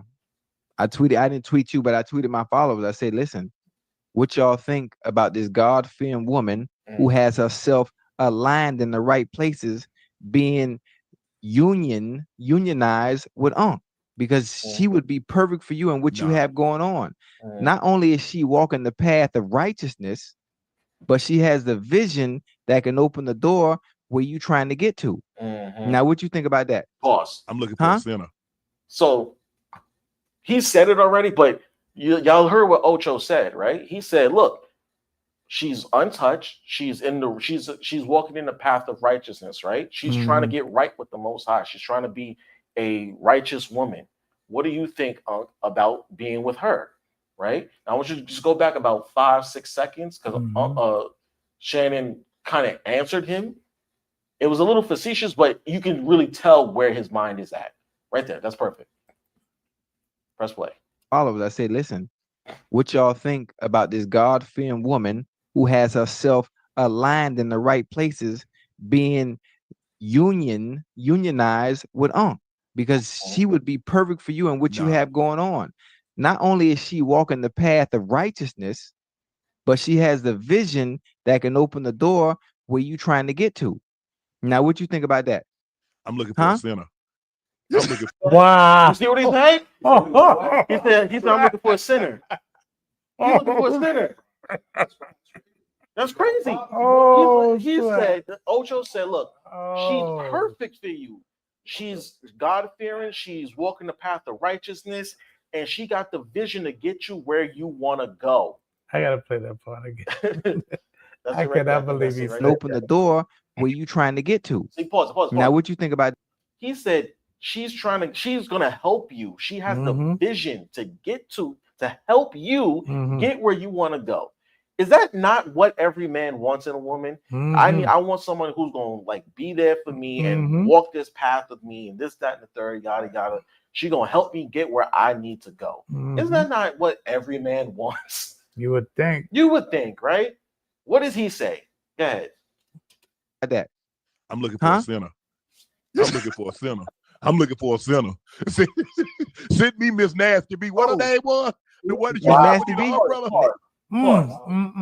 He said, send me Miss Nasty B. Y'all know who Miss Nasty B is? She's another adult film actress, so to speak. Okay. Wow. This is the type of women that he's into in his old age. He's not mastering himself. All right. Because at his age, he honestly, if we're gonna be real honest, at Shannon's what, 57, 56, 57 years old, he honestly should have been married for at least 10, 15 years at this point. That's just about his chance. He has kids, but obviously he has kids, yeah. He's not with the mother. No. So I'm just gonna say this right quick. We already know. And it says in Joshua 24:15, that's gonna be with us. Exactly. Me and my house shall serve. Exactly. Path. Right. Read on. Continue this video. Yeah, it's crazy. You want a sinner. Wow, Miss Nasty. Nasty B. Nasty. Yeah. I'm looking for. I don't want nobody walking straight and narrow. Woo. Oh, come on. Nah. So, I want to sinner. Listen, I thought we as that's what I'm looking for. We always talk about toxic relationships or toxic environments, and now you have a perfect opportunity. You have the perfect opportunity to get you somebody that is aligned with your core values in the way you was raised by your grandma. You was raised in the church, right? You was raised in the church. Yeah. This is a God-fearing woman. This is exactly what grandma would want. This is what I want for you. This is what I want for you, man. I'm telling you, this will prepare you into a world you've never been before. You flew private today, right? Because you sent me a video boasting about it. But think about it. Think about you on that private jet with Yvonne, and y'all going over the word, going on to your next destination. Y'all having prayer and Bible study together. Oh Lord! Before you got to go on first take. Think about that. Think about before you and her. Before you do nightcap with Uncle Ocho, me, you, and Yvonne, we have prayer right before we do each show. Stay with me now. Stay with me. I'm telling you, you need a woman like that in your life. Yeah. Give me Miss Nasty B. I have the Bible right there by my bed. Lord, forgive me. Pause. Y'all saw all y'all saw everything. Y'all heard everything Ocho said, right? Y'all heard everything. Ocho was speaking wisdom into him. He said, look, think about it. Y'all gonna be on a private jet. Y'all going over the scriptures together. Y'all having prayer together. And every time before you go on ESPN, she's standing with you. She praying with you. Every time before we come on, we all pray together. Nah, give me Miss Nasty B. I want that nasty woman. What are you doing? No wonder you got caught up in this foolishness. Come. No wonder. I didn't know he was that screwed up. No, like I said, this might be all in facetiousness. Like he might just be trying to be funny, but in every joke, there's a line of truth. He's serious. This is exactly what he's looking for. He is serious. And then the brother brought up about his mother, how she raised him, and he has no respect for that. Listen, give me Miss Nasty. He said, Nasty B. Yes, I want that nasty one. The woman who's shaking all that stuff on the end. That's what he want. That's what he want. Now again, it shows you Shannon was warned. Okay. Yeah, he was warned. Continue to play the video, please. He was warned. Before what I'm about to do. Now this is just locker room talk. This is locker room talk. Man, let me play. Lord, I'm sorry. I'm up here fooling. See, you always on some bull jive. She appeared on Chelsea Handler podcast, whether she's still a virgin, to which she answered yes. She jokingly asked her listeners to pray for her future partner because the weight has left her with a great deal of pent-up energy. Many fans commented how hard it is to believe that it. So you'll see, Shannon was warned, all right? Shannon was warned. And the scriptures several warn people. us, okay? The scriptures warn us too. Now we're gonna get into Sirach, all right? We'll go back to Ecclesiasticus. All right. Ecclesiasticus chapter 9, verses 1 to 10.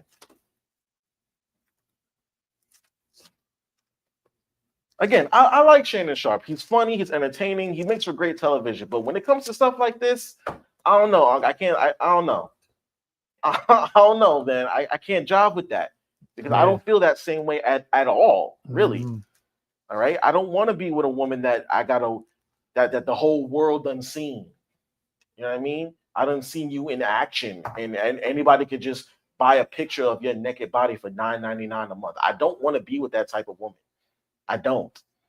All right. Sirach 9:1.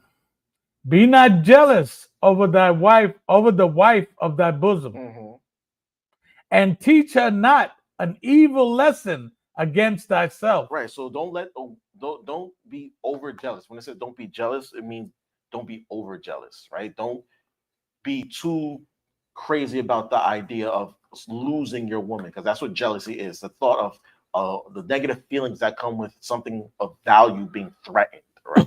So it's saying don't be over jealous of the wife of your bosom, and teach her not an evil lesson against yourself. Don't let your woman think less of you. Don't let her lose respect for you. All right. Or don't teach her things about you that may cause her to lose respect towards you. All right, read on.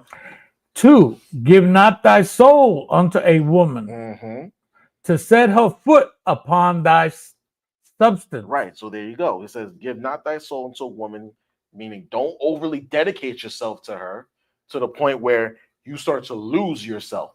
If she says she's going to trample all over you. If you, there's a lot of, listen, women will lose respect for you if they can walk all over you. All right. That's what Sirach is warning his son about. Don't let women walk all over you. Okay. Read on. 3. This is the key here. Go ahead. Meet not with a harlot. With a harlot. You know what a harlot is? A whore, a prostitute, a sinner. He said, I want a sinner. No. Meet not with an harlot. Okay. Read on.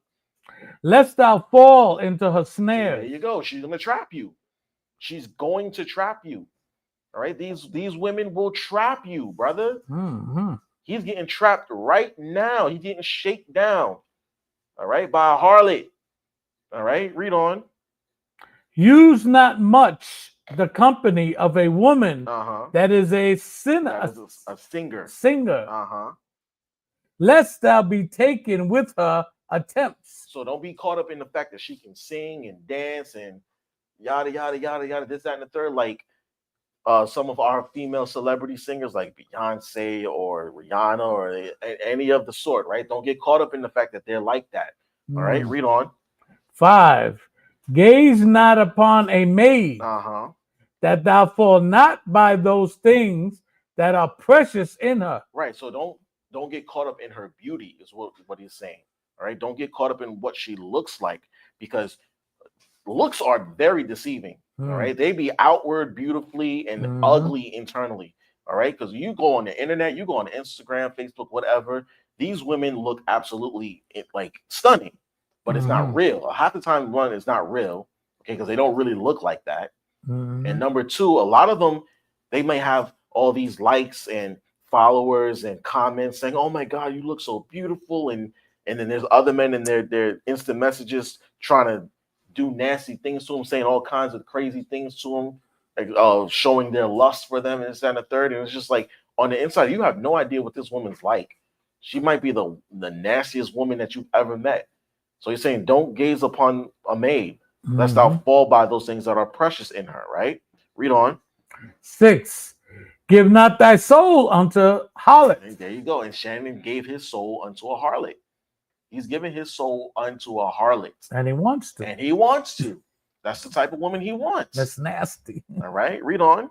That thou lose not thine inheritance. See, and he's about to lose his inheritance because she is about to run him for all his coins. All right, he's about to lose a whole bunch of money over this. He's going to lose sponsorships. He stepped away from ESPN already for a few months, right? He's off TV, right? He's still got 2 podcasts, but he might lose that podcast deal, the $100 million deal, all because he wanted to lay with his harlot, right? Read on. 7. Look not round about thee in the streets of the city. Neither wander thou in the solitary places thereof. Right. Don't go looking for that woman anywhere, right? Go ahead. 8. Turn away thine eye from a beautiful woman. And look not upon another's beauty. Right. For many have been deceived by the beauty of a woman. There you go. Go ahead. For wherewith, herewith, for herewith, love is kindled as a fire. See, there you go. So he said, don't even look. Don't get caught up in what she looks like, okay? Because again, she's an OnlyFans model. She's supposed to not supposed to, but she looks like that on the regular. She's supposed to be very attractive. She's purposely showing off her assets, so to speak, to attract suitors. She's doing this on purpose, but inward she is a harlot. This is the type of woman she is. Don't get caught up with women like that. All right, this is what the Most High is telling us. Don't get caught up with these harlots. I was about to use another word, but either way, read verse 10 or read verse 9. Yeah, read verse 9. Sit not at all with another man's wife. Oh, there you go. Don't sit at all with another man. Don't even go out to lunch, dinner, nothing. If the woman's married, you are not supposed to have one-on-one time with her.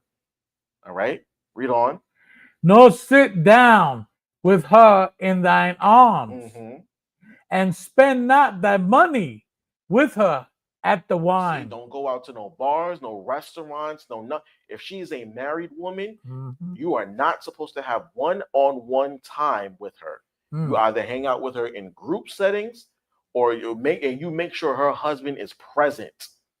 Okay, you make sure her husband is present. You ain't supposed to be having one-on-one alone time with another man's wife. All right. Read on. Finish that verse. Lest thine heart incline unto her. Because you're going to fall for her. All right? Hold on. You're going to see why this man married her. Now you're going to start lusting after her. You're going to start coveting her. All right? So you're not supposed to have one-on-one time with another man's wife. All right? Go ahead. And so through thine desire, thou fall into destruction. There you go. You're going to fall right into destruction because you're going to drive a rift between her and her husband, right? And the Most High is going to judge you for that. Lay with another man's wife. The Most High is going to judge you for that. All right? Now jump to... That's 10. You want 10? No, I don't need verse 10. Get me... jump to chapter 26, verse 19. Give me that again. In Sirach. Yeah. Sirach 26, okay, verse 19.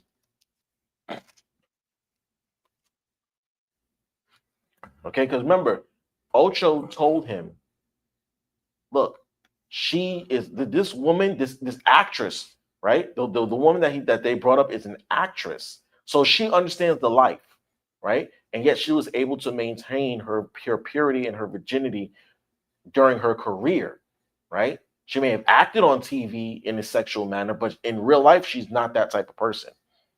But Ocho was telling her, look, this woman is perfect for you, Aunt. Imagine the type of life that you two could have together. All right. So when you got that Sirach 26, verse 19. My son, keep the flower of thine age sound, and give not thy strength to strangers. Meaning don't the flower of his age, meaning maintain your sexual discipline, essentially. That's what he's telling him. Maintain your sexual discipline. All right. And don't just give whatever. Don't give yourself over to any old body. All right. He said, and give not thy strength to strangers, meaning don't just give yourself over to anybody. That's not wise. You got to practice some sexual discipline. Mm-hmm. All right. And that's something that we as men have to also do. Practice that sexual discipline. Mm-hmm. All right. Read on. 20. When thou hast gotten a fruitful possession through all the field, sow it with thine own seed. Mm-hmm. Whoa. Trusting in the goodness of thy stock. So he's basically telling him, he's using the similitude of a field to a woman, right? When you have a fruitful possession, sow with your own seed. When you find a good woman, you stay with her and you guys get together and create a family. Mm-hmm. Okay? You get with this a fruitful possession, meaning a woman that's good for you. All right? A woman that will cherish you and love you and it has beautiful visions for you and respects you. You get with that woman and you stay with her and create a family. Okay? That's what he's telling us. All right? Go ahead. 21. So thy race which thou leavest shall be magnified. So you have the race that you leave will be magnified, right? Right? Our descendants, all right? Mm-hmm. Our family history will be magnified. We have an excellent name. The Sharpe name will be magnified in the earth, essentially, right? Go ahead. Having the confidence of their good descent. Descent. Go ahead. A harlot shall be accounted as spittle. These harlots, these hoes, I'm sorry. These harlots ain't worth a damn. That's what he's saying. These harlots are worth spittle. They ain't worth a damn. Don't give yourself over to them. Don't join yourself with these harlots because they're nothing. Mm-hmm. All right, read on. But a married woman is a tower against death to her husband. Look at that. It says a married woman is a tower against death. Against death to her husband. She will bring life to her husband. If you get married to the right woman, then she can be a tower against death to you. But you messing with harlots and OnlyFans models and Instagram models, you setting yourself up for failure, my man. Because all they want from you is money. Mm-hmm. That's it. They're gonna trap you. They're gonna try and get a pin a baby on you, and you're gonna be stuck paying child support for the rest of your days. Right? That's all they want from you. They look at you and see a check. That's it. But a woman that loves you and cherishes you, she's gonna be a defense against death. Long life. Remember what Monique was telling him, right? Mm-hmm. You need a woman that's gonna love you, Shannon. Mm-hmm. That's gonna give you some smothered turkey wings and red velvet cake. She's gonna feed you good. She's gonna make sure you're good. Go ahead. I was gonna say, Black Crow, about that, we already know the kids are gonna suffer. The kids are gonna suffer, exactly. In situations like that, the children suffer. Mm-hmm. All right, because their mom is a harlot, their father is absent, and the relationship between them is just transactional. Mm-hmm. That's all it was. All right, read on. 23. A wicked woman is given as a portion to a wicked man. So check that out. So he said he wanted Miss Nasty, right? Mm-hmm. What does that say about Shannon? Yeah. That he's wicked on the inside. Right. All right. That's what it means. He's wicked on the inside. Unfortunately, he admitted. He said he wants a wicked. He wants the nasty one. He wants a wicked woman. Mm-hmm. See, like basically all of this, a lot of them, they going broke. Yeah, they broke. They that? They take from them. He's about to fall in. Exactly. He's about to lose everything that he worked for. He done think of all the injuries. Think about Shannon. I don't know if y'all know, but Shannon had 2 hip replacements after his career in the NFL. Right? 2 hip replacements. All the broken bones, all the concussions, all this, all that.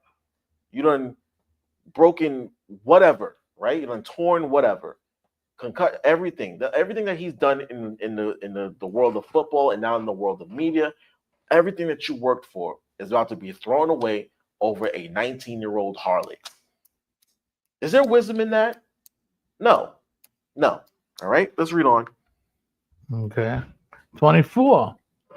A dishonest woman contempted shame. See, a dishonest woman like this girl that's accusing him of essay, she's dishonest. All right, she's being dishonest. All right, read on. But an honest woman will reverence her husband. There you go. All right, read on.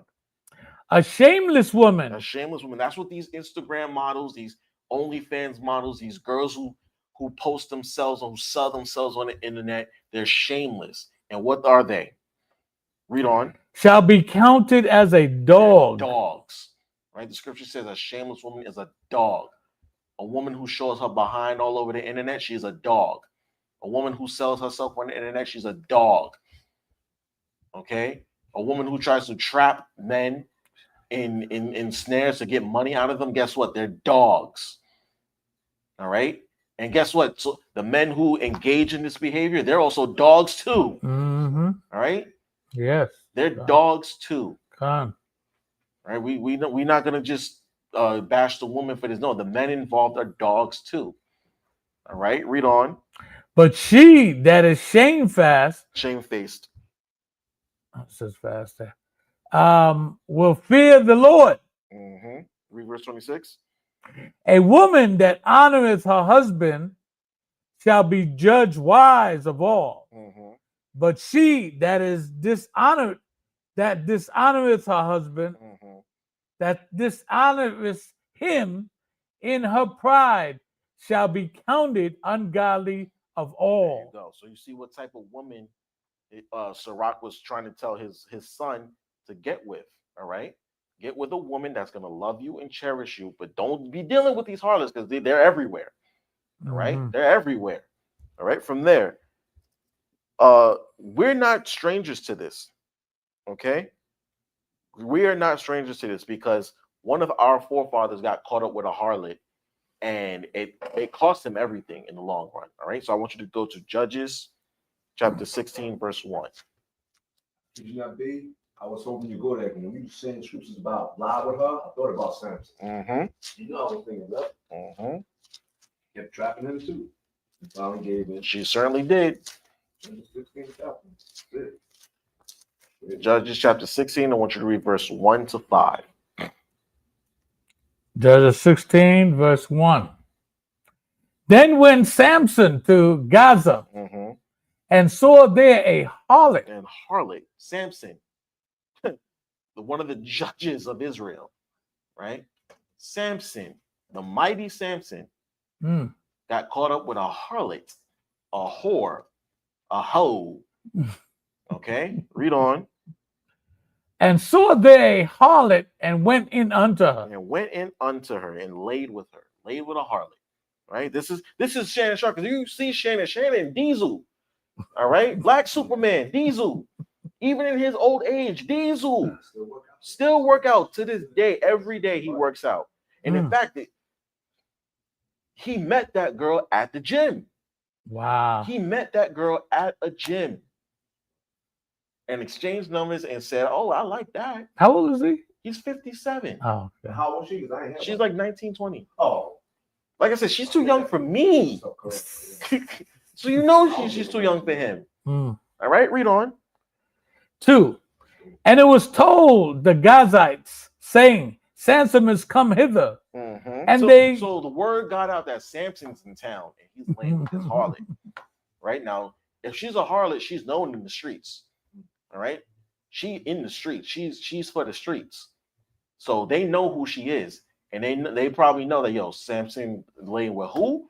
Oh, we can get her to conspire against him, which is exactly what's gonna happen. All right, read on. Okay. And they compassed him in and laid wait for him all night in the gate of the city. So they laid wait for him in the gates of the city once they found out he was in town, plotting to kill him. All right, read on. And were quiet all the night, saying, in the morning, when it is day, we shall kill him. See? Look at that.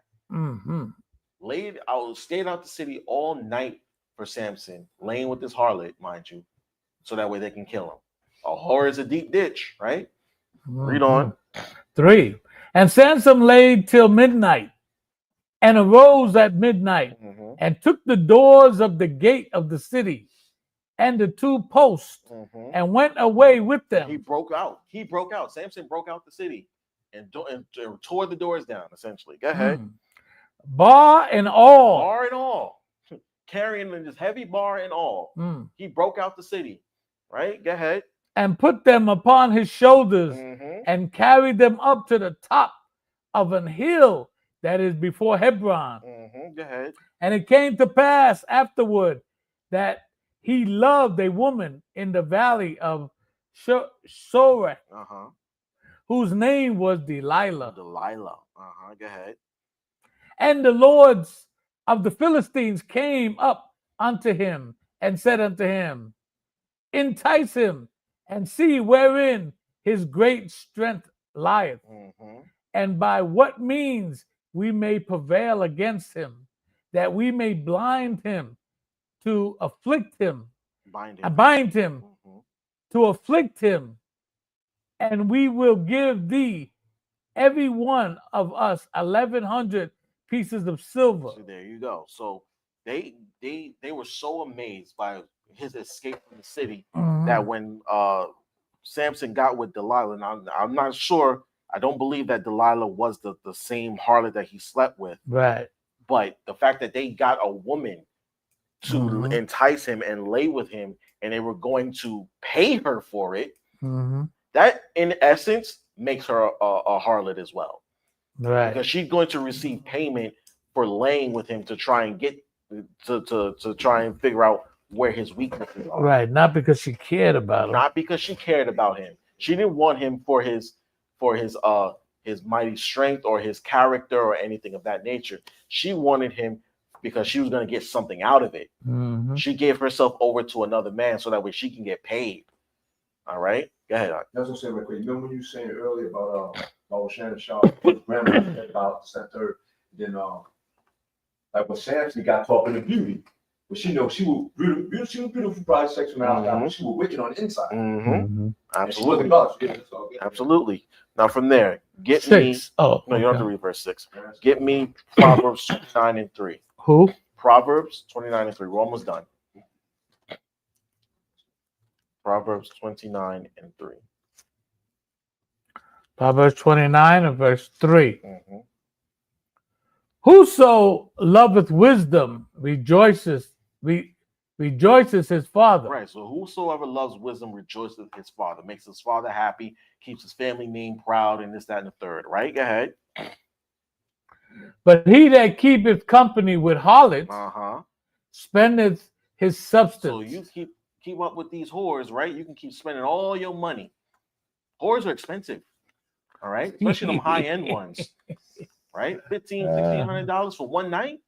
That girl said she wanted $25,000 per cheek. Per cheek. Part of my language, part of my, the graphic, the graphicness of what I'm saying here, but that's literally what she said. $25,000 per butt cheek. Can you make what sense does that make? Is that, listen, $25,000 is tuition. That's a car note. Well, pay down on a house. A down payment on a house or something. $25,000. That's expensive. These whores are expensive, man. Right? Read that again. Okay. Whoso loveth wisdom rejoices his father, but he that keepeth company with harlots spendeth his substance. There you go, spendeth his substance. Now Shannon's about to spend out all this money on this lawsuit, right? Paying these lawyers, and if they find him liable, guess what? He has to pay this woman $50 million. That's expensive. I've never even seen $50 million. And I don't think he has it. I don't know. I don't know. Because you know why? Shannon came out and said, now, this is probably where the danger came, right? One time, Shannon said that the Cat Williams interview paid him more than his entire NFL career did. Whoa, really? Yeah. Yes, he came out and said that straight up. He was like, look, whatever number you think it is, multiply by 3. He said, no, whatever money you think I made in the NFL, I done made more just off of that one interview. Wow. All right. So he may have it, honestly. He may have it. I don't know how much he got, but he got something. Right, $50 million is still expensive. Yep, especially sure on is. one woman. Absolutely not. I don't know. I don't think I want to spend $50 million on one woman, especially if we're not married. Right. You know what I mean? Exactly. But Shannon thought he could escape. Mhm. Okay. He thought that nobody was going to see him. All right. So I want you to go back to Sirach. I thought you were going to spend a lot of time in that book. Right. I want you to go back to Sirach. Go to chapter 23. I want you to read verses 18 and 19. 23 and 18. But you know, when you listen to him talk, you can see he's a foolish man. I mean, these people were wanting him, and he's stating that, yeah, but I want this. You know, that's foolish talk. Yeah, at that age. Especially that's really where everybody is getting on him about. It's like, you're 56, 57 years old. Why are you messing with women that young? All right. It gives creepy uncle vibes at the cookout. It gives the uncle who molested the little girl in the family. You know what I mean? That's the type of vibes that type of behavior gives off. Because, you know, unfortunately, in the Black community, we do have sexual predators within families. Mm-hmm, you know, uncles and even fathers who molest little girls and young girls and whatnot. Mm-hmm. They touch even and little boys too. It ain't just little girls. Right. We have a lot of child predators in the Black community, and we try to sweep it under the rug. But when this story came out and they found out who the girl was, it was like, come on, Shannon, you can do so much better than that. Why at that age, at your big old age, why are you messing with girls this young? She can't even legally purchase alcohol. Think about that. She's not 21 yet. She can't legally purchase alcohol. Why are you messing with her? She is way too young for you, right? And then we go back to what Monique and Cat Williams was telling. Yo, you need a woman your age, okay? Get with a woman your age who can keep up with you, who can love you the way that you need a woman who can recognize the sign of a stroke. You know what I mean? Who knows CPR, just in case. You know what I mean? You need a woman who understands you. These young girls don't understand you. They just want to check. God. You understand? Right. That's all it is. That's it. All right. Sirach 23 and 18. God. A man that breaketh wedlock. A man that breaketh wedlock. Ricard went over this a few weeks ago. A man that breaks wedlock, who's not who breaks the marital vows, right? Go ahead. Saying thus in his heart, who seeth me? Who sees me? Who knows about this? Right? Don't nobody know. I'm trying to be low and quiet about this. Who sees me? Right? Read on. I am compassed about with darkness. Nobody sees me. I'm what's done in the dark, right? Come on. The walls cover me, and nobody seeth me. And nobody sees me, right? What need I fear? The Most High will not remember my sin. There it is, right? You think, Lord, forgive me for this. We sin preemptively thinking that the Most High is going to forgive us just off rip. Yeah. Not realizing, no, it don't always work like that. Right. All right. It doesn't always work like that. Sometimes the Most High forgives, but a lot of times he's just like, yo, I'm gonna hold this against you in the end. All right. I'm gonna bring this up in the end. All right. Or he's gonna put you through it. I'm gonna put you through it. Yeah. Go ahead. 19. Such a man only feareth the eyes of men. They think that only they fear man's punishment. All right. What man can do to you. Right. They only fear that. Or that your name is going to get sullied in the streets, right? Go ahead. And knoweth not that the eyes of the Lord are 10,000 times brighter than the sun. Brighter than the sun, right? The Lord sees everything. Everything that we think that that nobody can see, the Most High sees it all. He got angels everywhere. He's looking, reporting back to him. Yo, you know this. Okay, this brother did this today. This sister did that. They didn't think that we saw them. Nobody saw them, but we did. All right. So put that on the books. Yeah. Put that in their books. Mm-hmm. All right. Put that on this rap sheet. Right. Because when your rap sheet gets called, you go, okay, you remember on such and such date you did that, right? Mm-hmm. And you're gonna go, what? You remember that? Oh yeah, we kept record of that. Mm-hmm. We know what you was wearing that day. Mm-hmm. We know what time of day it was snowing on January 13th, 2025, and you was doing this. We saw you. Mm-hmm. And guess what? Now you have to pay for that. The judgment for this, okay, yeah. Into the pit you go. Mm-hmm. He got angels watching over you every second while you sleep, right? And when you wake up, the first things that you do, they take note of. The good work, your good works and your evil works, they take note of those things. And they report back to the Most High every time. Okay. And they hold the records, they put it in your books, okay? And keep record of it until the final judgment comes. And when the final judgment comes, they're gonna weigh all these things out, the evil that you've done versus the good that you've done, and whichever one is heavier, that's the judgment. That's the judgment. You can either receive everlasting life or you can receive eternal damnation. Pick a side. Like, be careful what you do in the dark. You don't know who's watching. Yep. The Most High is watching you. 10,000 And times. Shannon thought that he was low with it because nobody knew about this. It just came out of the blue. Wow. This came out, a week and a half ago? And it came out of the blue.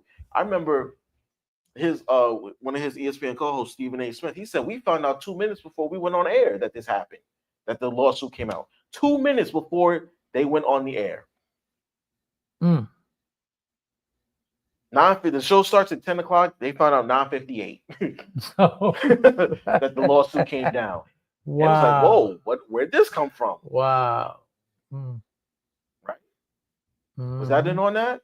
No. Okay, it says, beholding all the ways of men. See, looking at everything that we do, watching everything that we do, what we watch, what we consume, what we eat, what we say to each other, what we say inside our minds and our hearts. He weighs all of those things. He takes note of all those things, right? Read on. And considering the most secret parts. And consider whatever thing that you really think that you can hide from the Most High, you can't. Gone. And Shannon thought that he could just skate on by. No, brother. No. Sorry, but no. Okay? No, it's not going to work that way. All right? So we see Shannon was warned. He was warned, and he should have found him a wife, a woman to settle down with. He, like I said before, he's 57, 56, 57. He should have been married at least for 15 years now. At the least.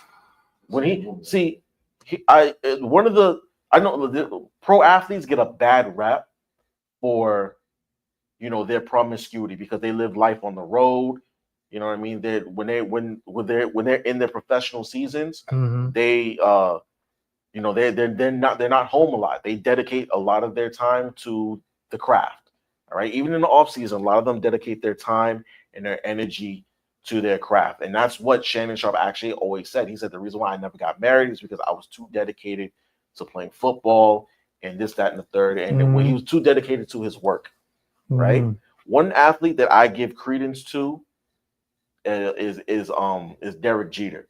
Okay, because he waited till after he retired to get married and have children. Because he said, when I was playing, I was too dedicated. Right. But then once he retired, he got married, and now he has a full family. He's got 3-4 kids, and he's living a life.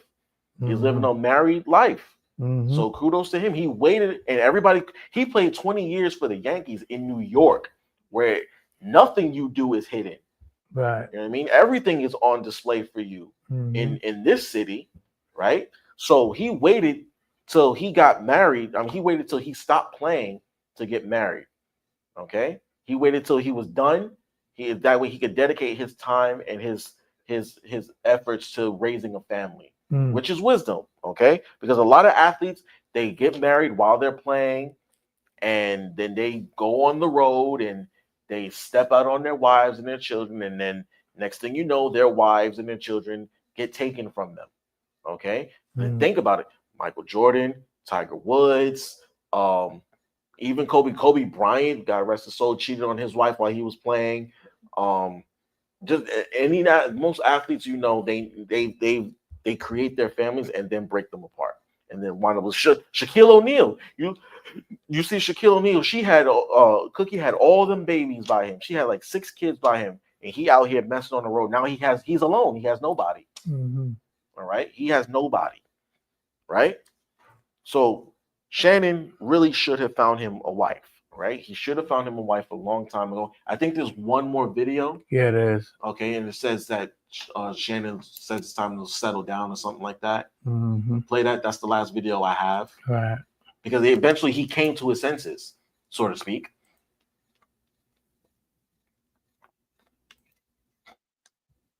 I think that's it. What does it say at the bottom? It's time. What's the UNC? Is ready to settle down. There you go. Okay. Yes, play that. That's it right there. All right. Look like you got them all.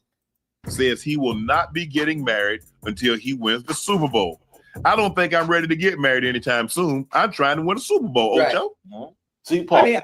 What you think? So you see, again, a lot of athletes, now they're starting to wise up.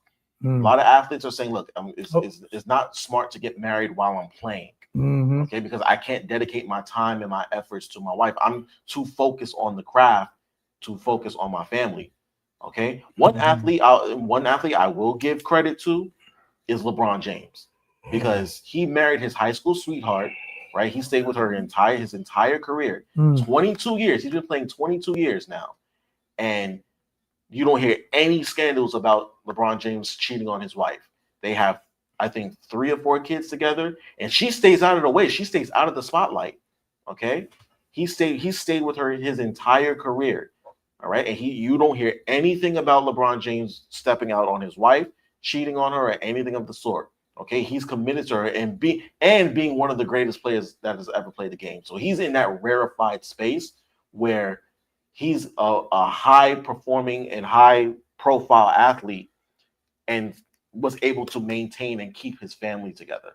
Okay, but a lot of them are not like that. But a lot of them are starting to follow that trend of, I'm gonna wait till I get married. I'm gonna wait till I'm done playing to get married. All right, go ahead.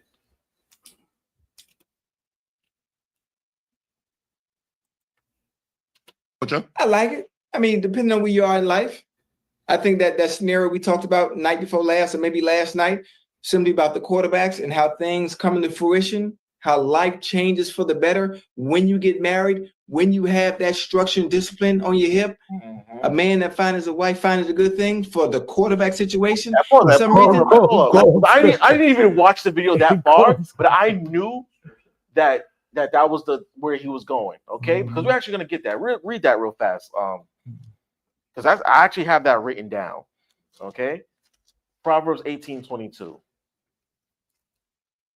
Stay on the video, but read that scripture real fast, please. Proverbs 18. Proverbs 18:22.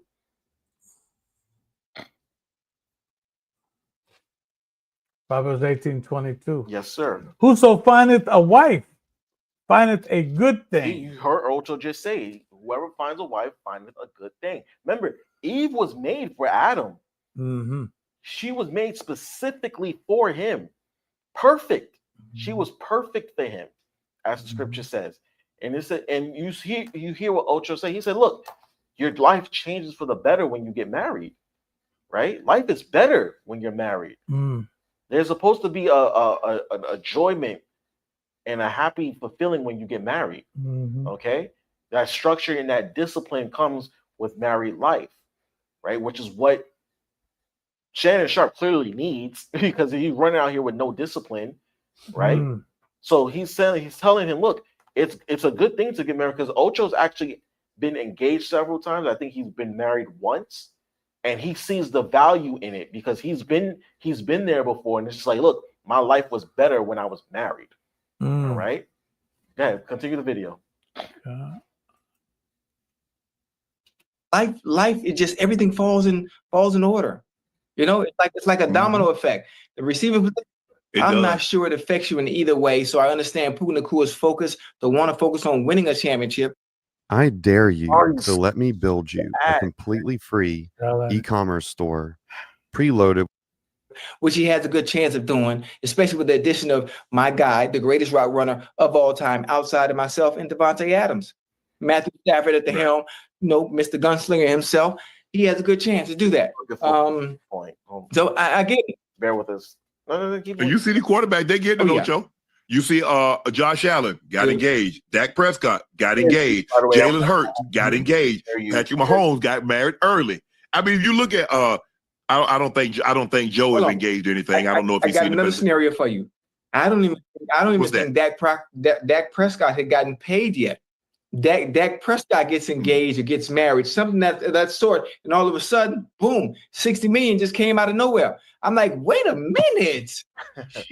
Oh, that what it Wait takes? a minute. Well, hey, I'm finna grab somebody, dog. Hey, they give Ocho, they give it out $250,000. Listen, it's something about it. Now listen to me. I told you. I'm trying to get you on the same page for a very long time. You got to pull the trigger. I'm telling you, man. Listen, it's 2025, right? Yes. I'm gonna take this year. I'm gonna relax.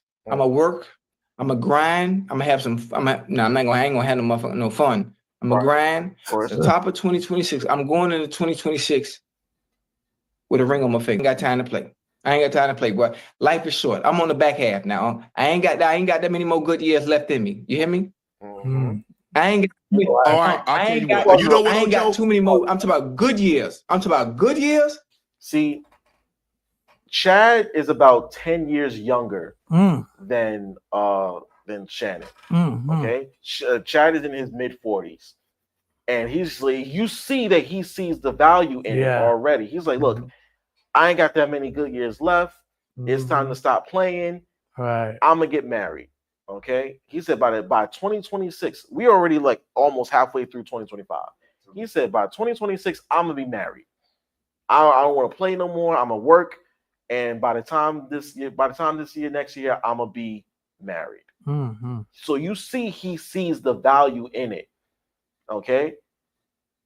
Play on. Listen, my 20s, my 30s, but I'm finna be 50. I ain't got time to be playing. Man, what we talking about?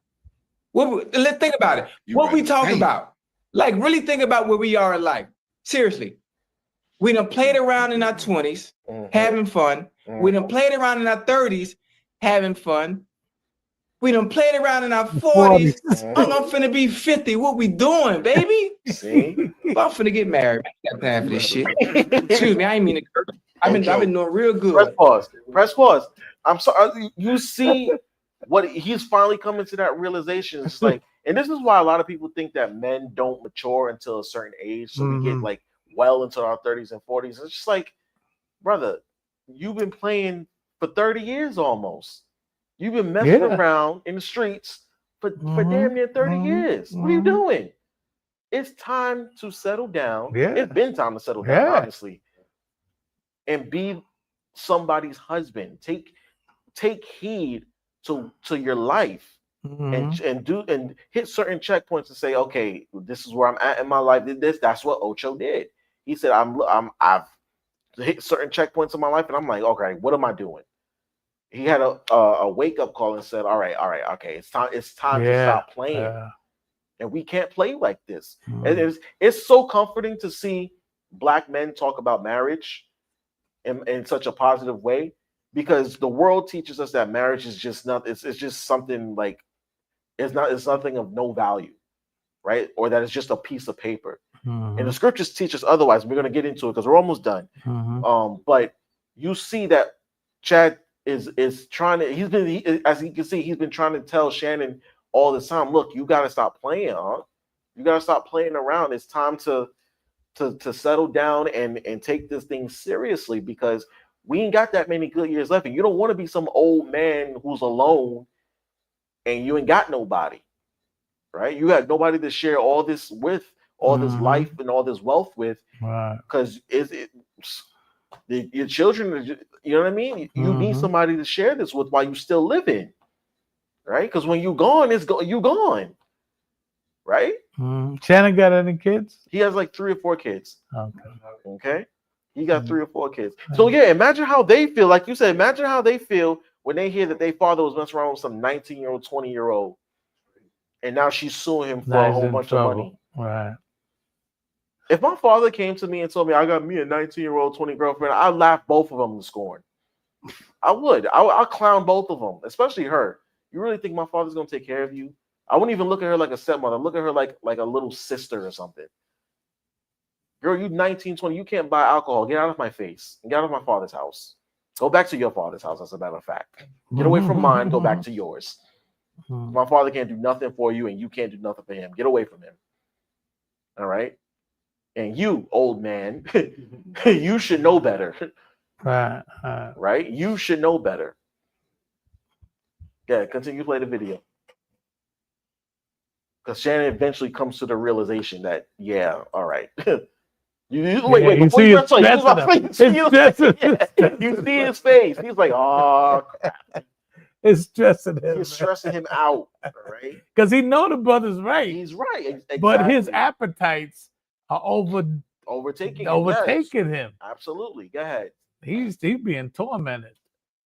Ocho. Talk to me. You remember the song? Come on, don't make me cry now. Gee, isn't it funny how time just slips on away?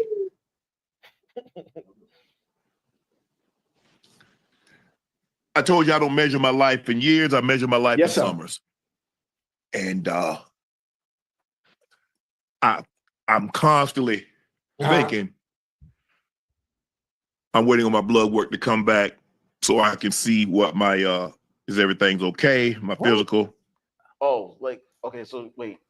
Just that what happened? He just had blood work done, like his physicals and stuff, because Shannon actually had prostate cancer a few years ago.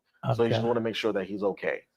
So you know, his health, he's trying to keep up with his health, basically. No, I thought it was her. No. Okay. Continue. Based on my family history, right? Probably somewhere between. Ads me on the spot. I'm telling you. Ads me on my nerves.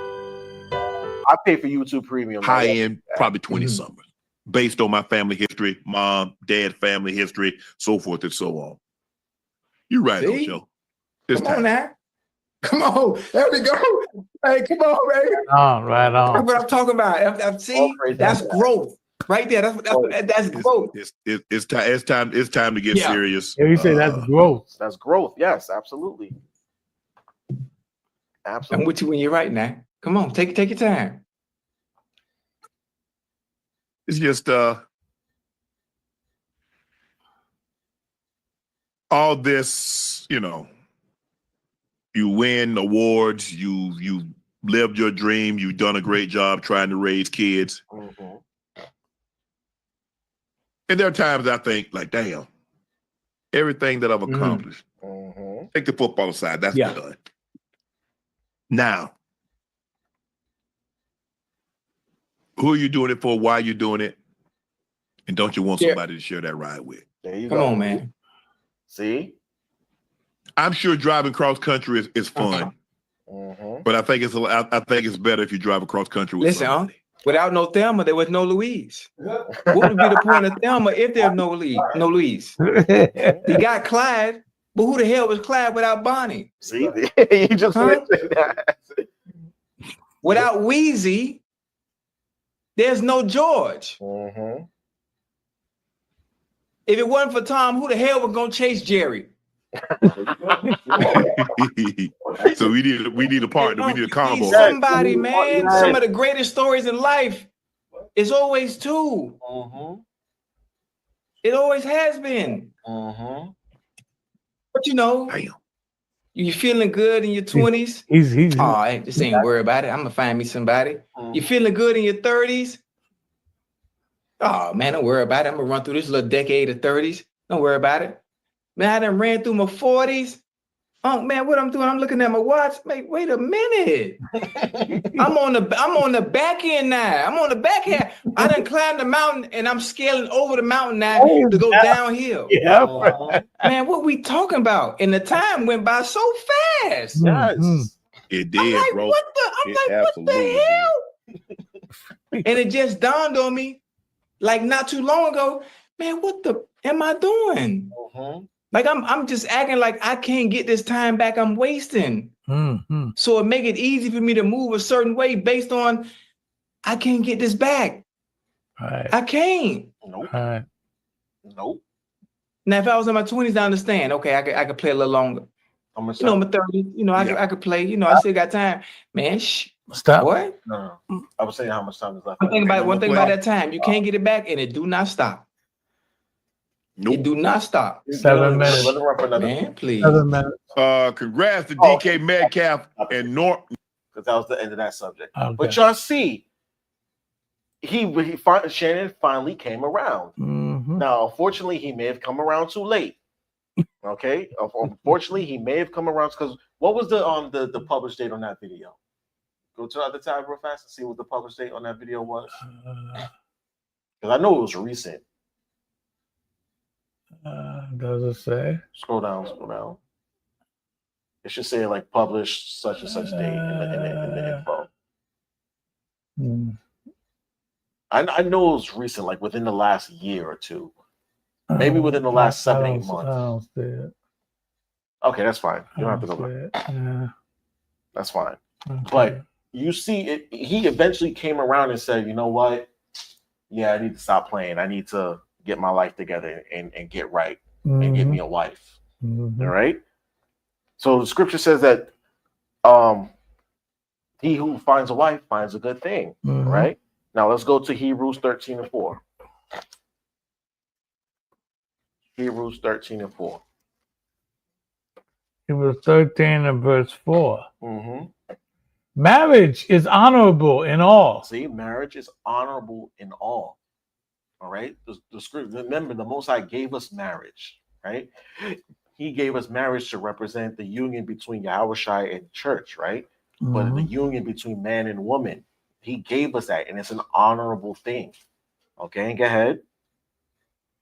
And the bed undefiled. If marriage in the bed, if the marriage bed is undefiled, right? If two men, I'm sorry. Yo. If two married individuals come together, the bed is undefiled, right? Sex is supposed to be between two married individuals, a married man and a married woman. Okay. That's what makes it undefiled, right? But go ahead. But whoremongers and adulterers, right? Yahweh will judge. See, there you go. It says whoremongers and adulterers, the Most High will judge. You spend your life. See, Ocho said it. You spend your life, your 20s and your 30s, running through the streets, running through women, having this one on the side, dealing with this one. You got this one in this city, you got this one in that city, and the Lord said, "Yo, there's a judgment for that." You're dealing with whores, there's a judgment for that. All right. You're an adulterer, there's a judgment for that. Right. But there's always time to repent. Right. You can escape judgment if you repent. You turn away from it and say, you know what? That was wrong. I should not have done that. From this point forward, I will not participate in such things. And if you're sincere enough and if you're righteous enough, the Lord can pass the judgment. He can say, you know what? I see that. I see that you change your ways. I'm going to lift that judgment from you. Or he can say, you know what? The judgment will not be as fierce. But you know what? I got to show you that there's a penalty for that. For the wickedness. I can't let you just get away scot-free. Right? But nonetheless, marriage is honorable in all. Right? Get me Sirach 25:1. We're almost done. I promise. I know you say you got to be out of here at a certain time, but I'm almost done now. 25:1 and 2. So 25:1 and 2. Sirach 25, verse 1. Mm-hmm. In three things I was beautified and stood up beautiful both before the Most High and men. He said 3 things. I was beautified and stood up before the Most High and men. Right? Go ahead. The unity of brotherhood. Right. The unity of brothers. When the men come together and we are striving together in unity, that is a beautiful thing. Right? Mm-hmm. Go ahead. The love of neighbors. Love of neighbors, meaning everybody in your community knows you, respects you, and loves you.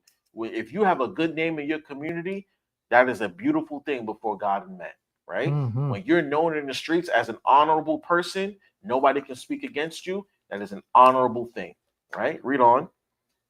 A man and a wife that agreed together. A man and a wife that agreed together, especially if you are known in the community as the it couple, right?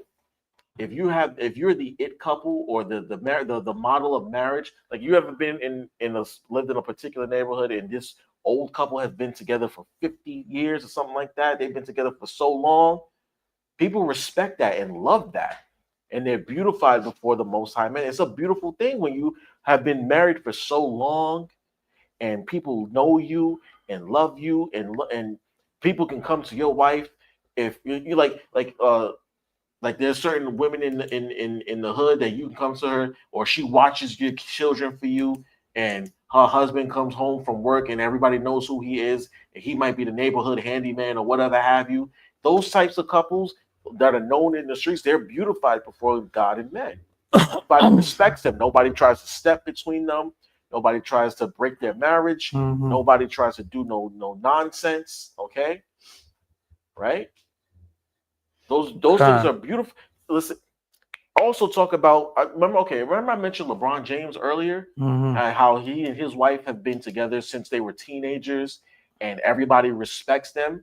Nobody tries to step to his wife, right?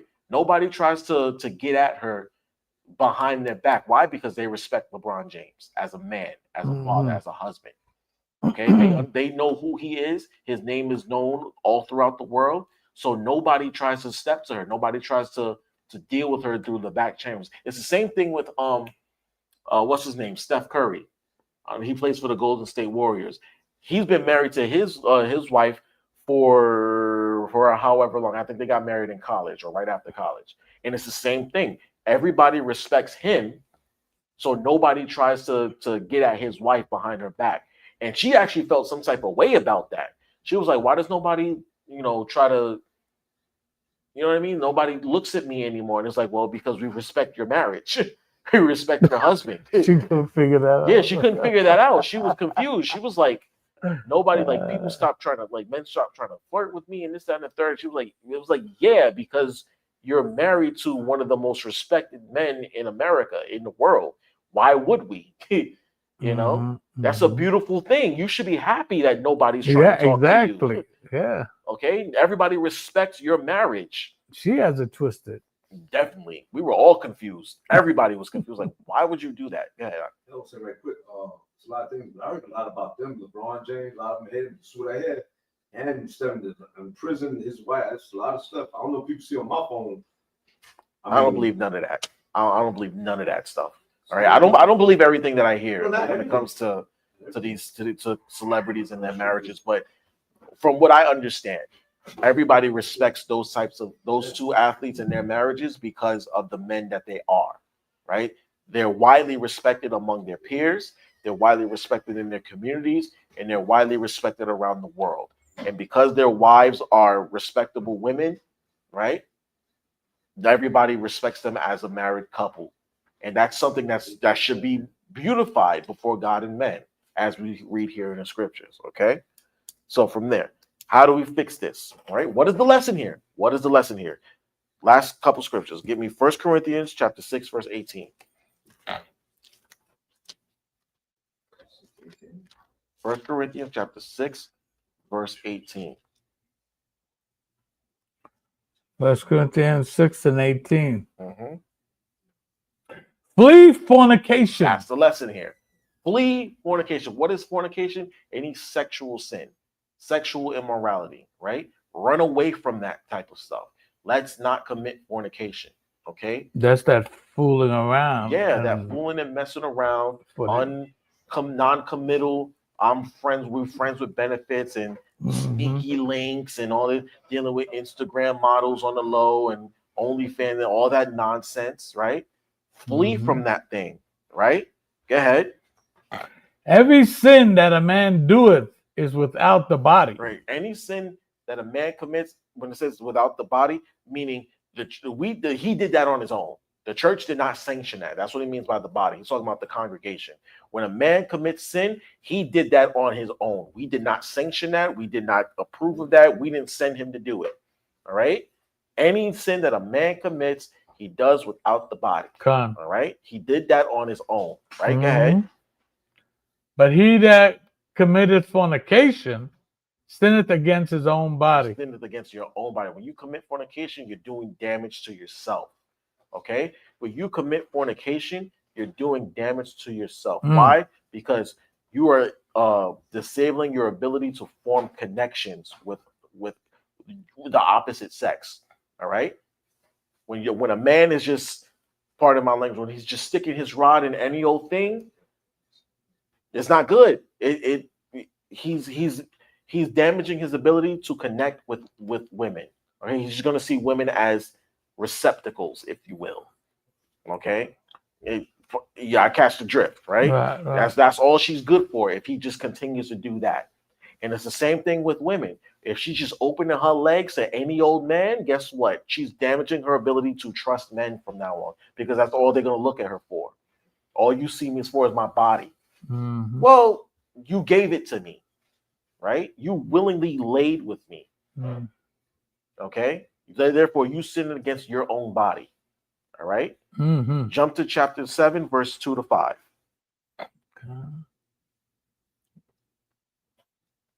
1 Corinthians 7 and 2. Nevertheless, to avoid fornication. Right. See, one of the best ways, the best way to avoid fornication, right, is to do what? Read on. Let every man have his own wife, and let every woman have her own husband. Get married. That's basically what we say. Marriage is a defense against fornication. Okay? To avoid fornication, to avoid all these non-committal sexual relationships, and to avoid committing sexual sins, get married. Lay with your husband. Lay with your wife. Okay? That's how you avoid fornication. And you saw that's what Shannon came to. He came to that entered his mind and said, you know what? It entered Ocho's mind. He was like, you know what? It's time. I can't do this anymore. I can't live like this. Okay? I can't keep running the streets like this. It's time to settle down with a woman and make her mind and tie it up. All right? Tie the knot. Let's get it. It's time. All right? Read on. Let the husband render unto the wife due benevolence. Right, due benevolence, meaning husbands, please your wives physically, so to speak. Okay? Don't be afraid to physically please your wife. All right? Read on. And likewise also the wife unto the husband. There you go. See, it has to be reciprocal. It has to be.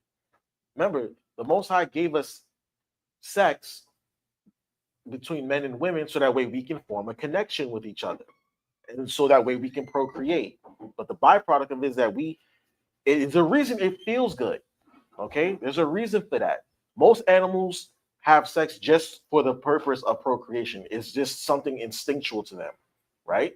They just do it out of instinct. But man, humans, we have sex so that way we can form a connection with each other. Okay, go ahead, Art. We the only ones that do it face to face. Exactly. Only creatures that do it face to face. Exactly. You have to look into her eyes when you're laying with her, right? That way you can form that bond. You're forming a covenant, okay? Because you're exchanging bodily fluids with each other. And two, when you look into each other's eyes when you're in the act, you're forming a connection with each other. And your body releases certain chemicals that form that bond with each other. All right. And the Lord gave it to us for that reason. He wants us to have a bond with each other. He just want us to be like the animals that just lay with each other just so that they can procreate. All right. Read on, verse 4. The wife had not power over her own body, but the husband. Right, the husband has sexual access to the woman, to his wife. Okay, and he's the only one that should. She should not be laying with anybody else. All right. Notice it says husband and wife. It doesn't say just boyfriend, girlfriend, or jump off or whatever. Right? It says the wife has not power over her own body, but the husband. She sexually belongs to her husband. All right, read on. And likewise, also the husband had not power over his own body, but the wife. See, there you go. And it's reciprocal. Okay. If she wants some, she has to get it from her husband. And if he wants some, he has to get it from his wife. Okay. They belong to each other sexually, physically. All right. Read verse 5, please. Defraud ye not one another, except it be with consent for a time. Right. So he's saying defraud ye not one another, meaning don't withhold sex from each other unless it's for a genuine purpose, like this. Go ahead.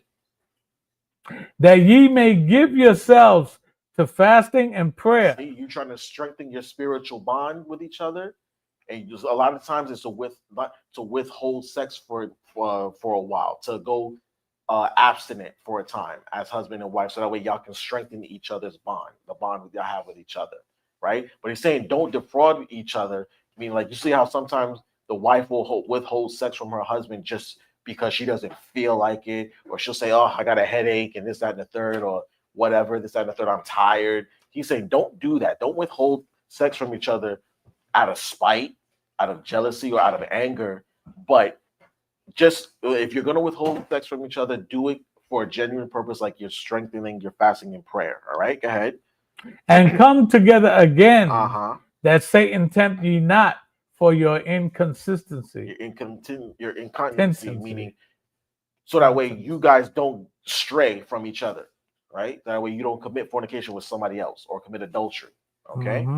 Now, lastly, Shannon clearly has a lust spirit on him. Clearly, as a lot of us do. Now, how does he get rid of it? One, remember, we just mentioned leave fornication, get married. Right? He should get married, and he's coming to that conclusion. All right. Now, how else can he get rid of it? Get me. Give me 1 second. I know where it's at. Get me 1 second. Bear with me. I know where it is. Hold on. It just popped into my head. Give me 1 second. This kind goes out, not out, but by fasting and prayer.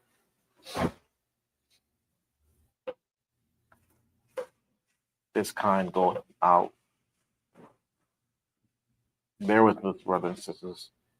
Matthew 17, 21, 23. There we go. I was right there.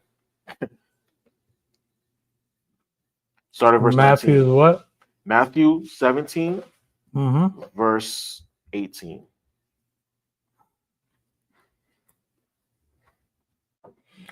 Matthew 17, verse 18. Right, because this is when the disciples came to Yahushua and asked him to remove a spirit off an individual that they couldn't.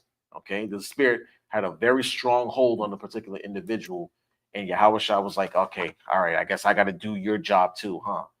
And he came and healed that individual, and they were amazed. Right, go ahead. And Yahushua rebuked the devil, and he departed out of him, and the child was cured from that very hour. Right, so Yahushua was able to heal the boy on the spot, even though his disciples couldn't. Right, go ahead. Then came the disciples to Yahushua apart and said, why could not we cast him out? Right, he said, how come we couldn't cast him out? They were confused. They were like, we tried our hardest, but why didn't it work? Right, go ahead. And Yahushua said unto them, because of your unbelief. That's why it didn't work. Okay, Shannon didn't believe that he could find somebody that was going to be worth it for him. He did not believe that he probably didn't even believe that he was worthy of being married. Okay, he probably did not think that he would make a good husband. He probably did not think that he doesn't believe that he was a good father either. He honestly believes that about himself. That's why he's been in this way for as long as he has been. Okay, because he doesn't believe in himself. All right, read on. And Yahushua said unto them, because of your unbelief, right? For verily I say unto you, if ye have faith as a grain of mustard seed, ye shall say unto this mountain, remove hence to yonder place, and it shall remove. Right. And nothing shall be impossible unto you. Right. So he's saying, listen, if you just had a little bit of faith, if you really believed it, it would work. Okay, we talk about it all the time. A mustard seed is this small, but it grows into a huge tree. And he said, if you have faith just as big as this, just a little bit of faith, you'll be fine. You can do wonders. You can do the impossible. So honestly, if Shannon just believed in himself and said, hey, look, you know what? I may have messed up before, may not have been a good partner in the past, may not have been a good father in the past, but you know what? I still have time to get it right. I'm gonna work on it. I'm gonna try my hardest, and I'm gonna, turn this thing around. All right, read on. Howbeit, this kind goeth out not this. Excuse me, Slakia.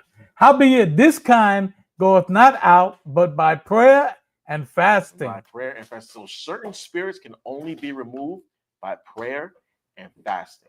And I tell you right now, that lust spirit can only be removed by prayer and by fasting. So he might have to do some of that before some serious praying and some serious fasting. Because he's going to need it now too.